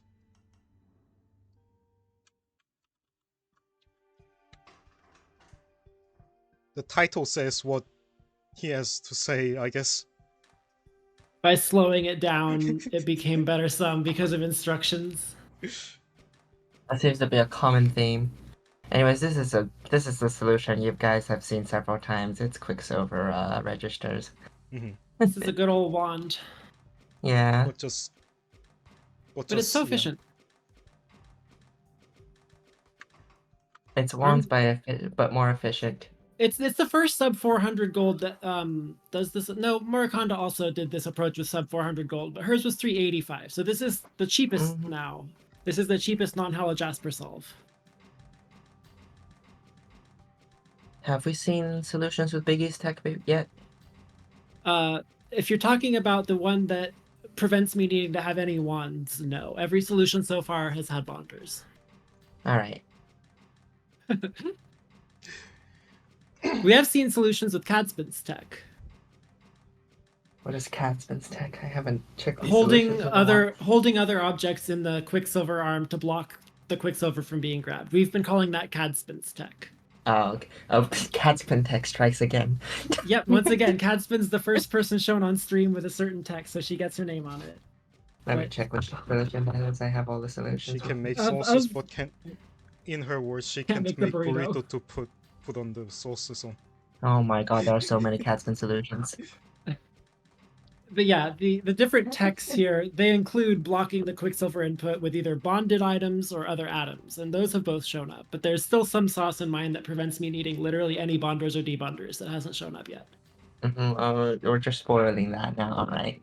I've leaked it. I've leaked it gradually. All right. This is why Biggie is so confident. She thinks she has what we call sauce. She thinks she's her. All right. Next up I'm looking at Catspin solution. at second place. Spec Oh, shit. 98. Oh shit! Oh shit! Oh shit! Oh shit! Second! Second! It's a tie, and I know that I win. Fuck yes.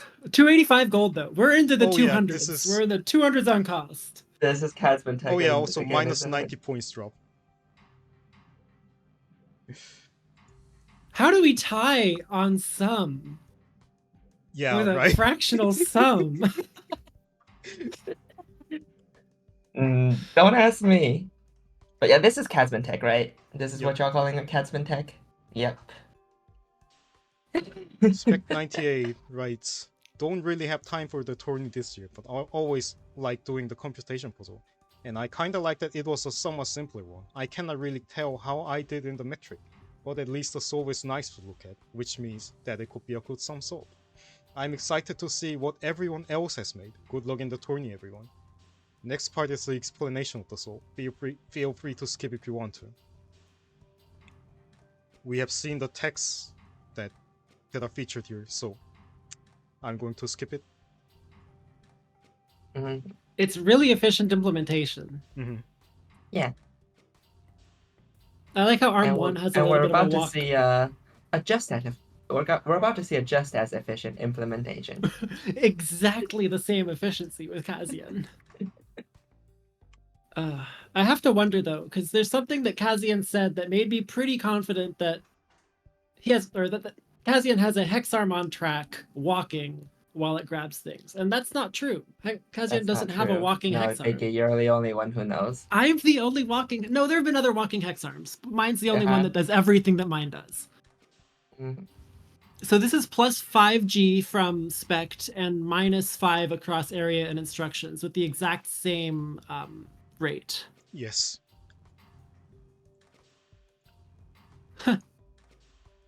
Katya never had a walking X-arm, no.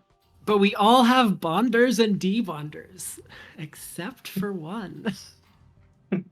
Kazian writes, "It's a dream of alchemical engineering in microcosm. What if you could create anything with the barest of reagents? Could you recreate the chart of alchemical primes? It's enough to make one think any problem could be solved with alchemy. This machine's dual glyphs of projection allow the machine to select which reagent repopulates the hexarm, depending on which one is used, lead or quicksilver. A hexarm filled with lead can perform fewer projections, because the lead blocks quicksilver from refilling it.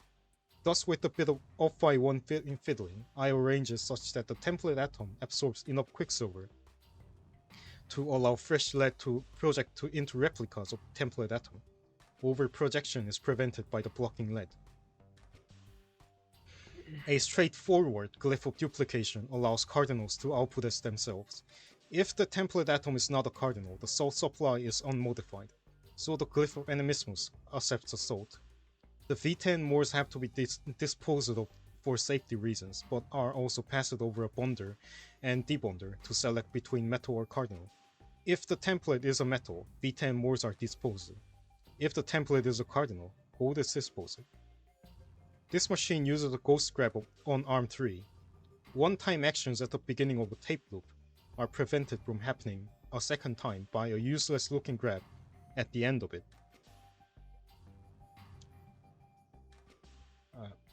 The one-time action cannot close the gripper to swipe another atom because it is already closed. This is how the template atom is passed to the right projector without passing any other atoms. There is also at least one miracle of timing and geometry. Arm 3's instruction tape is full, and Arm 6's swing of valid metal into the top hexarm passes through the eye of an animismus needle. Arm 4 grabs one cycle early before turning to prevent an unwanted regrab. The template atom's input is permanently suppressed.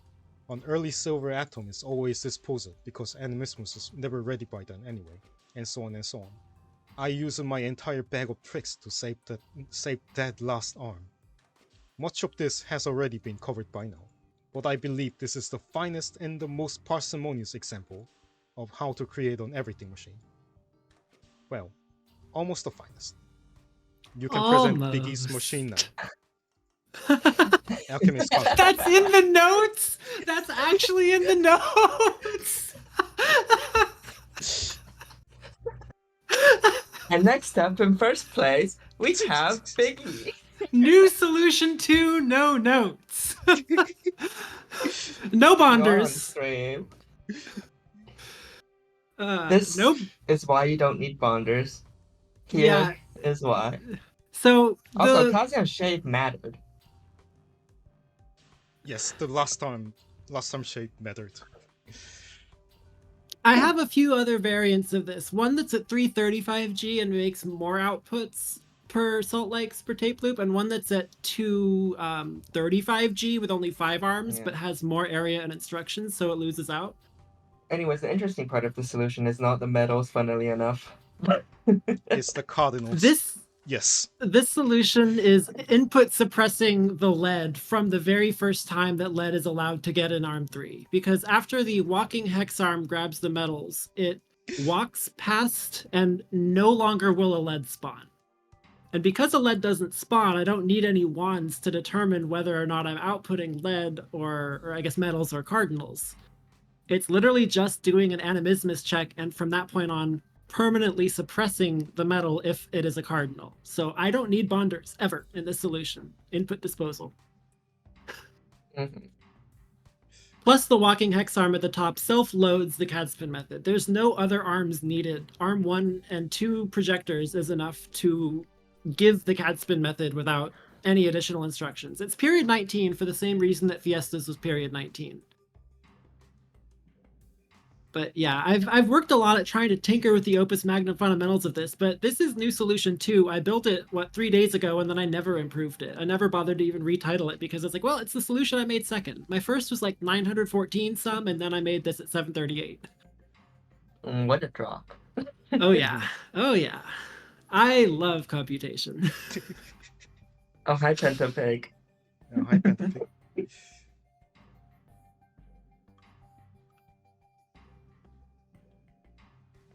The soul I got doesn't kind need of- this metal cardinal.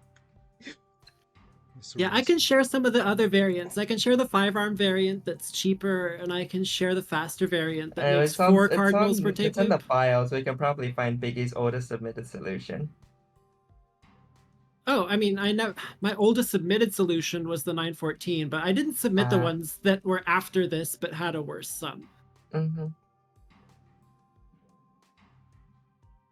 Yeah, I worked for a while to get ARM 1 in any other configuration, but really this is the only one where it had a plus after the grab. I tried I've a lot seen like your starting solutions where it's the arm one goes on a journey. Oh yeah, no, it starts off with a big walking hex arm that's like a 12 track, and then I'm like, okay, you can get it down to 3 track. Can you get it down to 2? Or can you get it down to 4 track or something, but you save an arm overall? But Yeah, this was the winner. Let's look at the first submitted solution. Okay, yeah, you can load up my 914. Sure. It's a different idea. Oh yeah, who wants to look at this from the beginning with other inputs?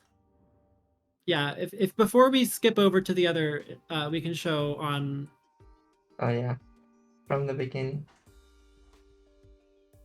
Oh yeah, this one has a bonder debonder. Yeah, this one does have bonder debonder to make the metals, just to make the salt leg output faster. Mm-hmm.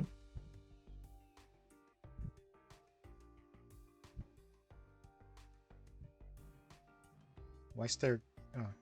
All right. Look at that arm. Look, it's walking. It's moving. It be going.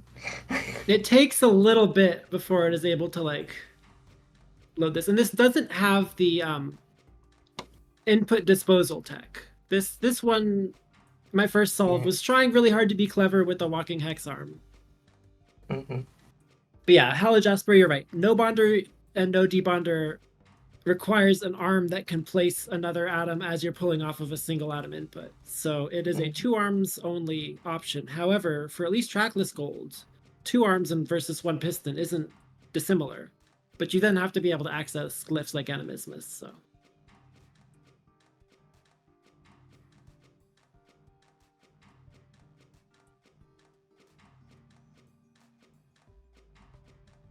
I don't know. I built this and thought, oh, she's trying to be clever. She's really trying. And then I got the new solution too, and it's like, she's succeeding. Can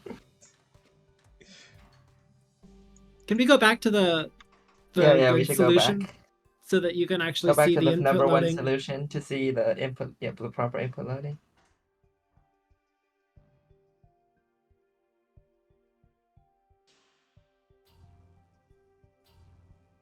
So it doesn't grab lead.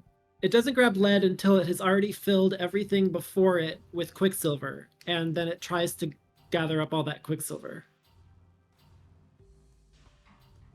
The reason that there has to be 2 projectors, I kind of proved to myself that there have to be 2 projectors, is that you have to be able to drop before grabbing lead, and you have to be able to drop having only recently most grabbed quicksilver. If you don't have both of those things true, then your input or your steady state fails. And I think that those 2 things cause it to require either more track or 2 projectors. So apart from 2 projectors, I'd call this min glyphs. A duplicator, an animismus, a projector, and then another projector.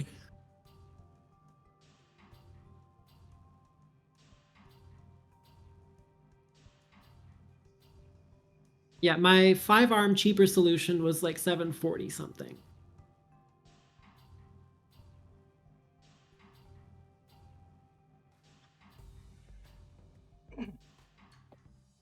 You know, Alright. something I still can't believe is that we got 54 scoring solutions Yeah, honestly. for a computation puzzle. Everybody did great. Everybody did great for the computation puzzle. Right. Before I show the showcase solve. I can upload the scores. Right. Break week puzzle. Oh yeah, break week puzzle. By the way, no rules apply to the break week, No rules apply. Yippee! other than that the fact that this will not be scoring. Yeah, I'm sorry about this. I want to see this on stream. I want to see people's reactions. Oh yeah. Have fun, y'all.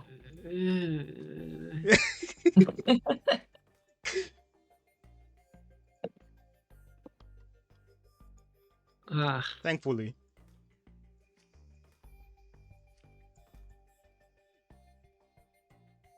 That's the puzzle.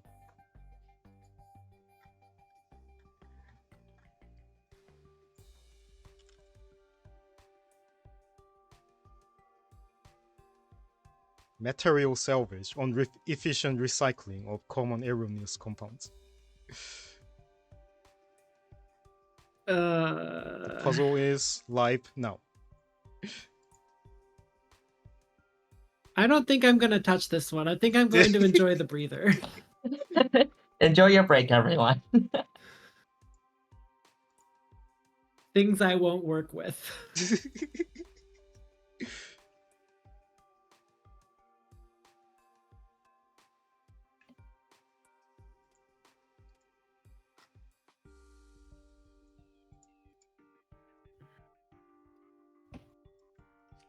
Alright, I'm sorry everyone.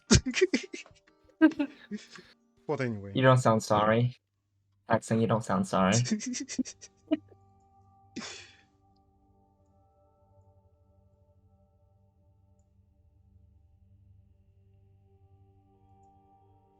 Alright, executed instructions. If it fires, then it is.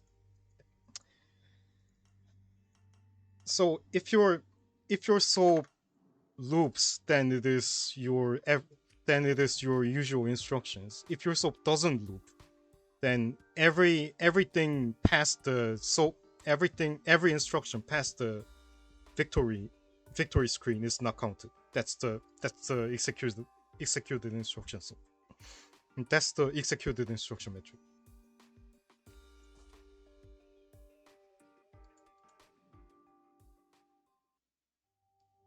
And yes, bread is correct. This was originally week 0.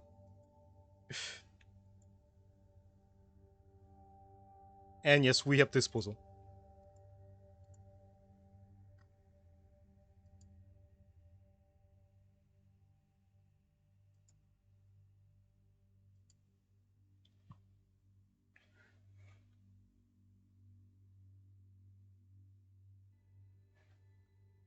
Wait a second.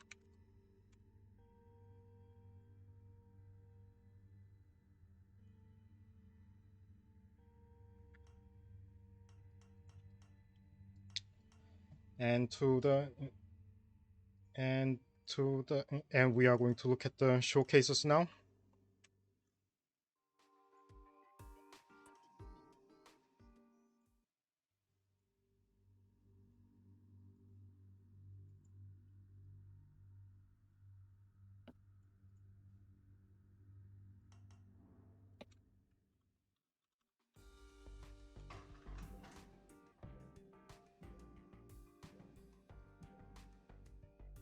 This is Sanek's older soul.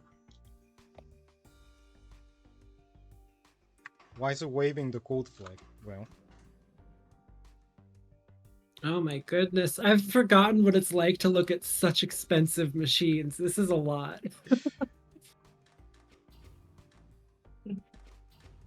Oh boy.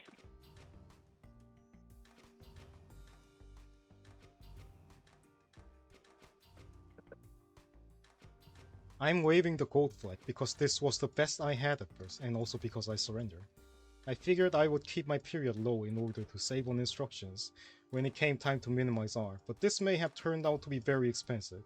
I very nearly switched it to 32p and 32R for the metal, in order to not require a second stick, but I estimated that to be likely worse than adding 10 to 20 arms. Now I'm not so sure. At a certain point I just wanted to get it across the finish line, so I squeezed in some pistons. Oh, hello Jasper, you do not have to do cost like showcase for this one.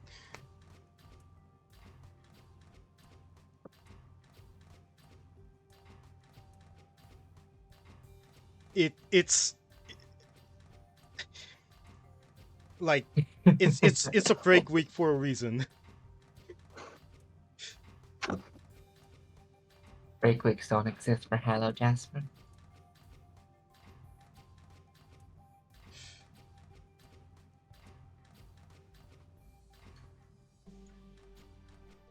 It's a mess, yeah. Alright. Next up.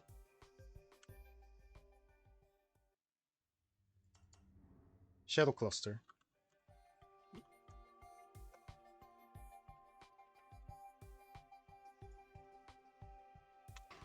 This was for the original form of puzzle where sum at victory was the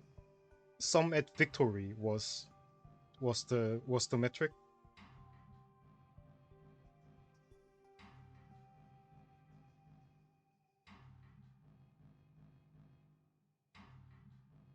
And also yes. it was Just 6 leave products.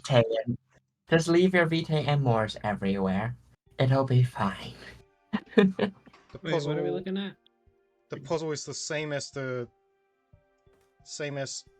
rules are the same, but the products are 6 instead of 24, and the metric is sum at victory instead of sum for R. Mm.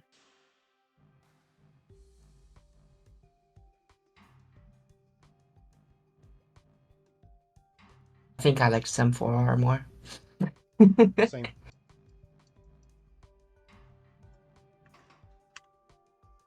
'15th place. Oh god, yeah. No, I wouldn't have liked the instruction spam to be able to get summit victory.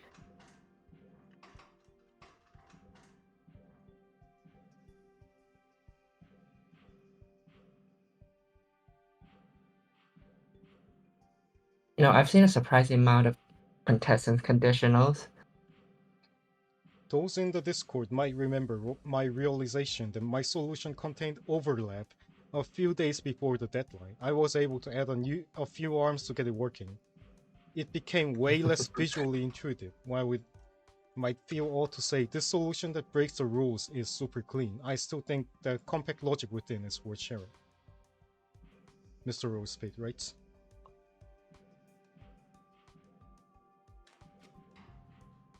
I wonder why people think to use quintessence for cardinal checking first. Habitability detector. Yeah. But like, if you're just checking if it is a cardinal, there's much better ways to do it, as we've seen. Lazy.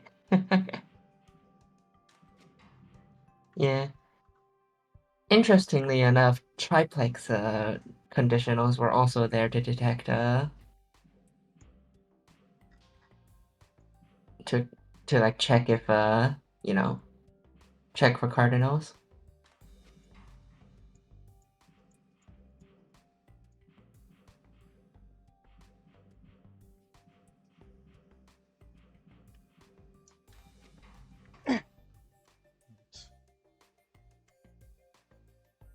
Next up by Mr. Puzzle. Oh yeah. Reductive metallurgy. That's what happens when this cardinal, and Oh, somebody. this is what happens when this is what happens when it is metal. Yeah, literally just duplicating the metal. but I shouldn't let this run for too long for reasons. For canonical Once reasons. again, I forgot what the lower word is for reductive metallurgy.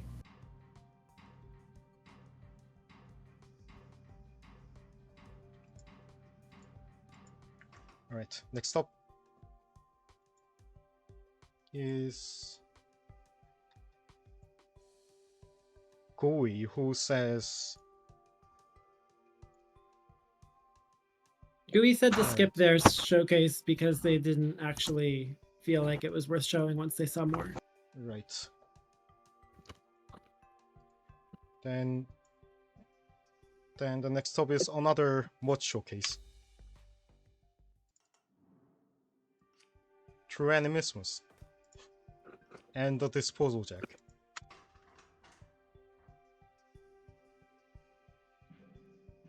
This is what happens. This doesn't fire. But when it is metal,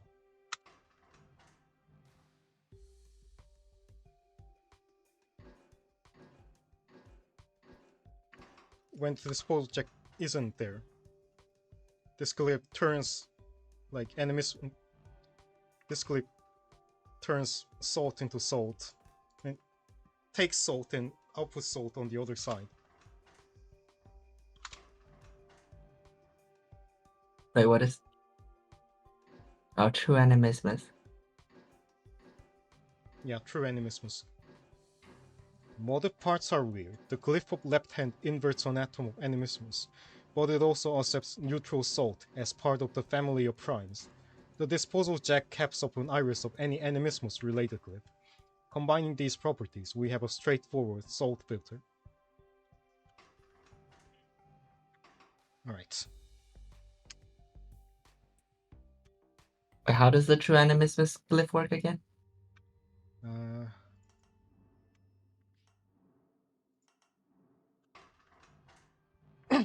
So this is the disposal jack, which can be overlaid on any output iris on a animismus related glyph. And yet this glyph flips on animismus atom from Vita to Moors and etc. But also it takes salt and outputs salt. So this is a salt filter, essentially. I see.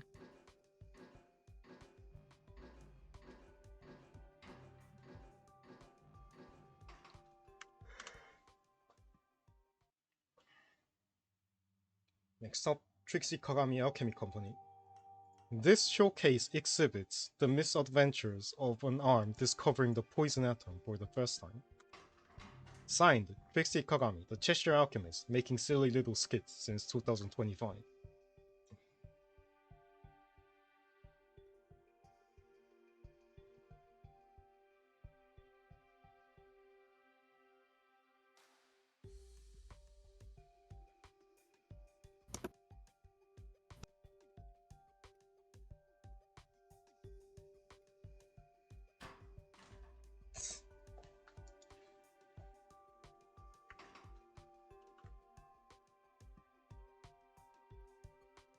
And next up, X-Soccer, 888.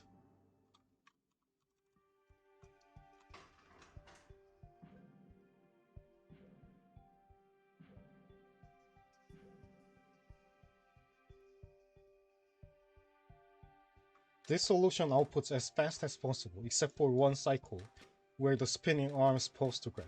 The cardinal section either produces a wheel of the input element, or, if the input is metal, a wheel of salt in a different position.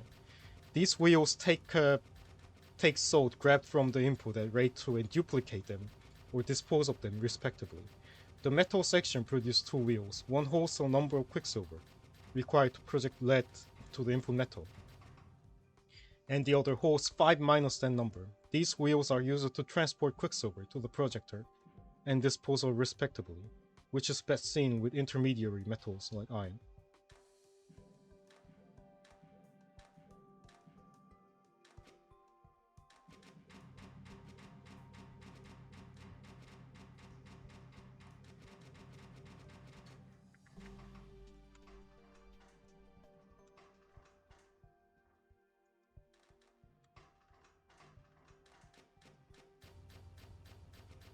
Interesting. Different location depending on whether there's quintessence or not. But yeah, input speed on Quicksilver, input speed on Salt, except for that one cycle where it pauses to grab.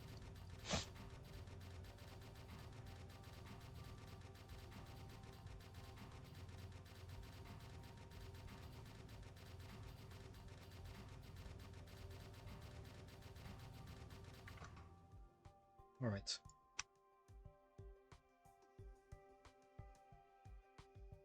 Chickens in the attic.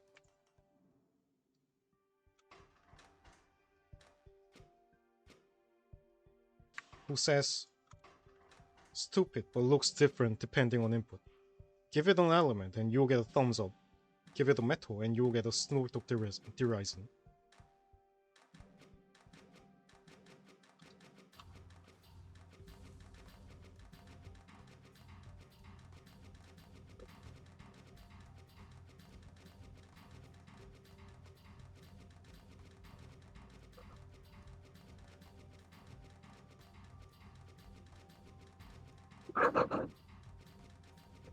Alright, this is the thumbs up position, I guess.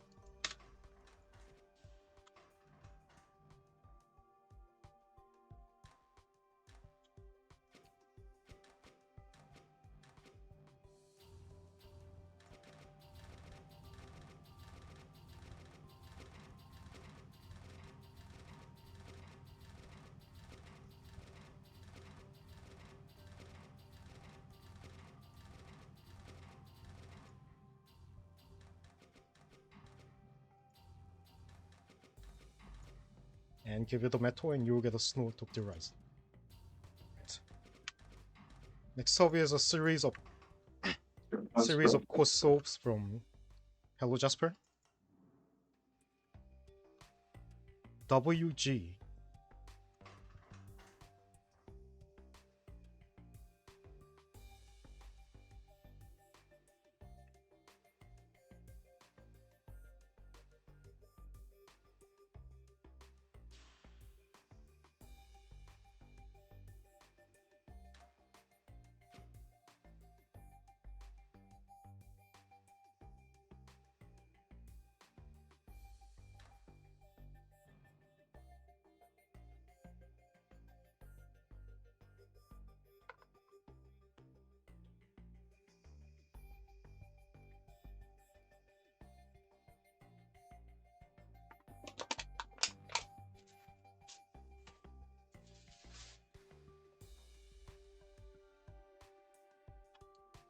Unused Quicksilver and D10 Moors are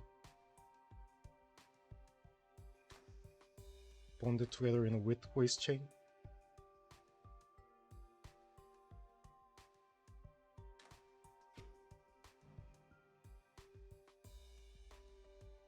I think I'll be hopping off stream for now, though.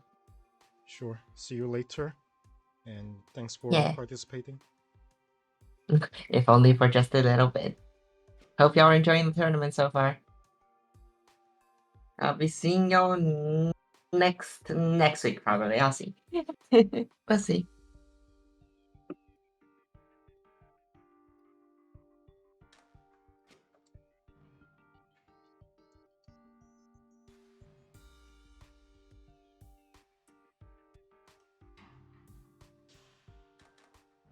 This also uses the similar algorithm as the cost TG solve.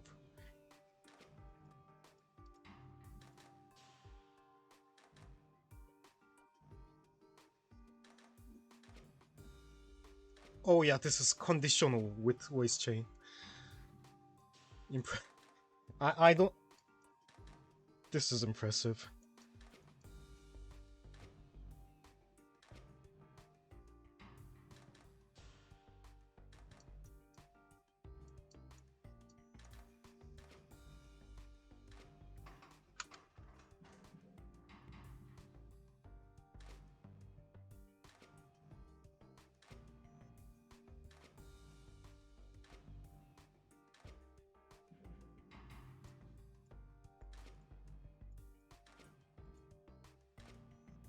All right.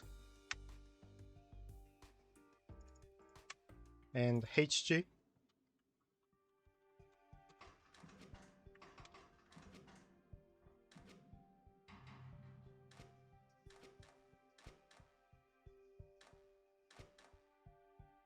Yep, conditionally bonds everything into a waste chain.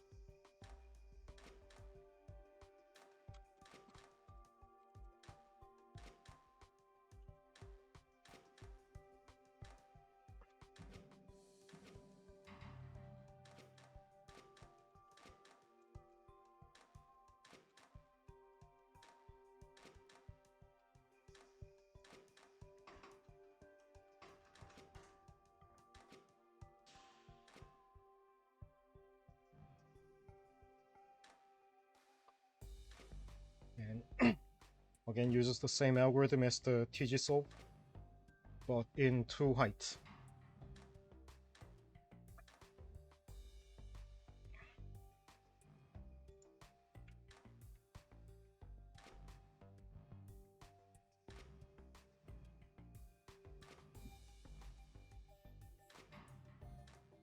And next up, G Corso.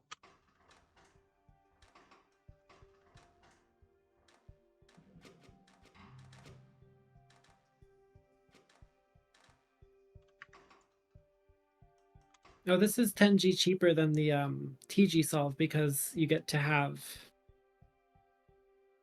2 tracks. Oh, because you never grab the outputs of animismus. Because that's what the TG algorithm was. Mm-hmm. Oh my gosh. And you also have to not grab the template out of more than one. So there has to be a conditional grab on that. Crazy.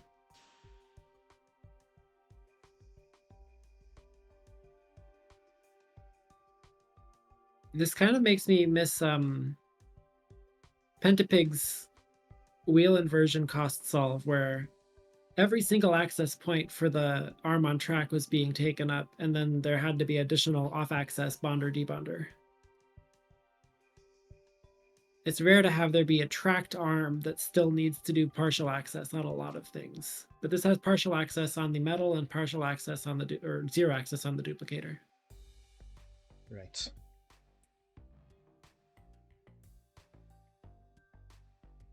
And I've also been writing up a paragraphs long description of my solution process in the events channel. So I'm going to go back to muted and keep writing that.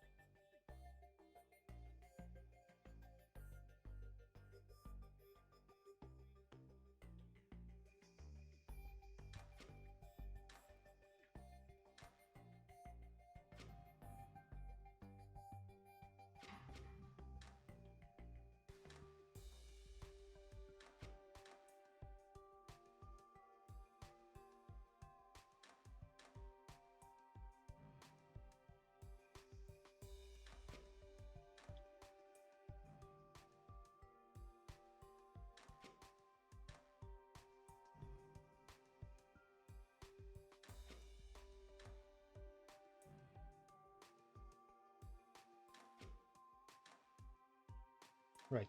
In the second loop, there's template atom, so you can conditional the other. You can conditional loading the animismus clip the second time, but because with that template atom already existing on the board.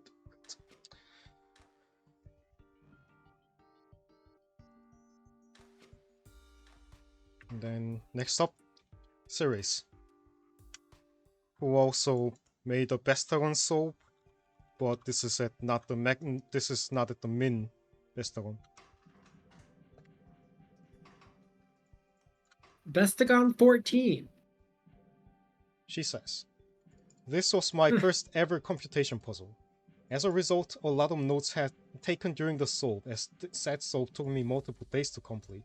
Seems to be the ramblings of a mad alchemist. An excerpt is included. 2 fixed tin gem consider temporary holding QS left, unintelligible scribblings. The lead goes too fast. On reflection, however, I think this solve was pretty good for a first attempt. The key breakthrough for me was realizing that a wheel can be used instead of a normal input, at the cost of space, to create an input that is taken from via wanding, and doesn't care whether atoms are removed or not.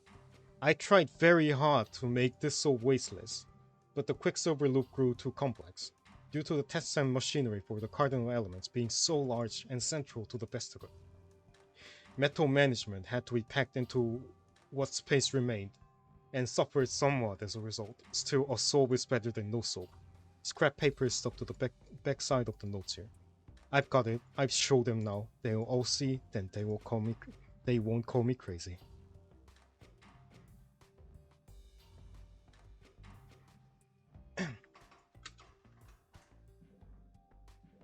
Four quintessence conditions.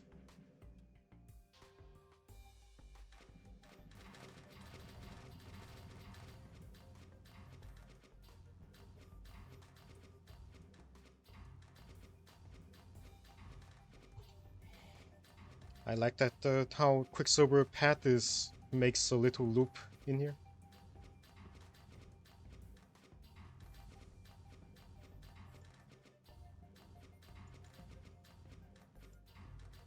Alright, next up. JPIP. 0G.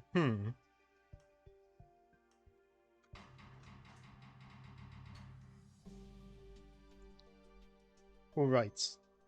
I'm not grabbing the second input, so this is a good 13 sum, right? The language of the input, yeah, this is exactly the thing that your language of that permitted, as long as you didn't exclude overlap. JPIV, you are doing this right. Well done. Next up.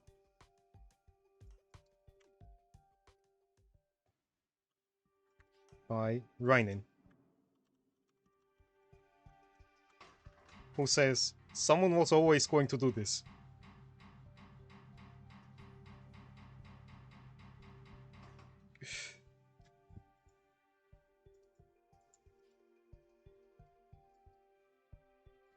And that's it. That's all showcase.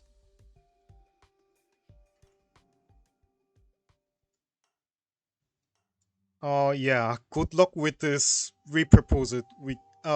Right.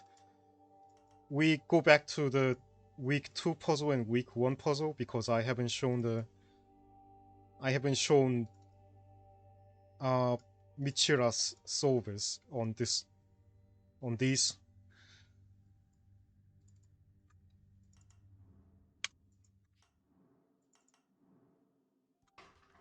$478 some. I'll run this until completion.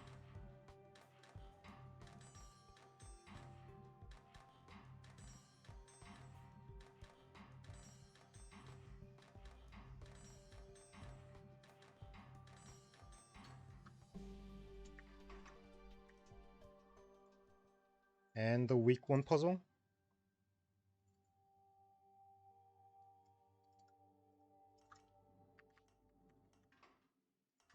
Michira has submitted 2 solves.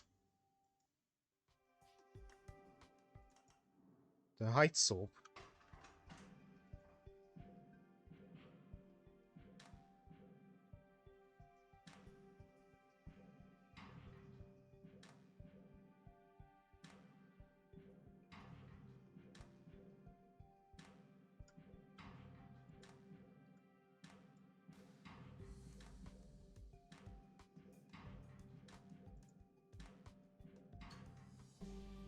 and a and the latency solve, which is I see this is a modified height solve but faster.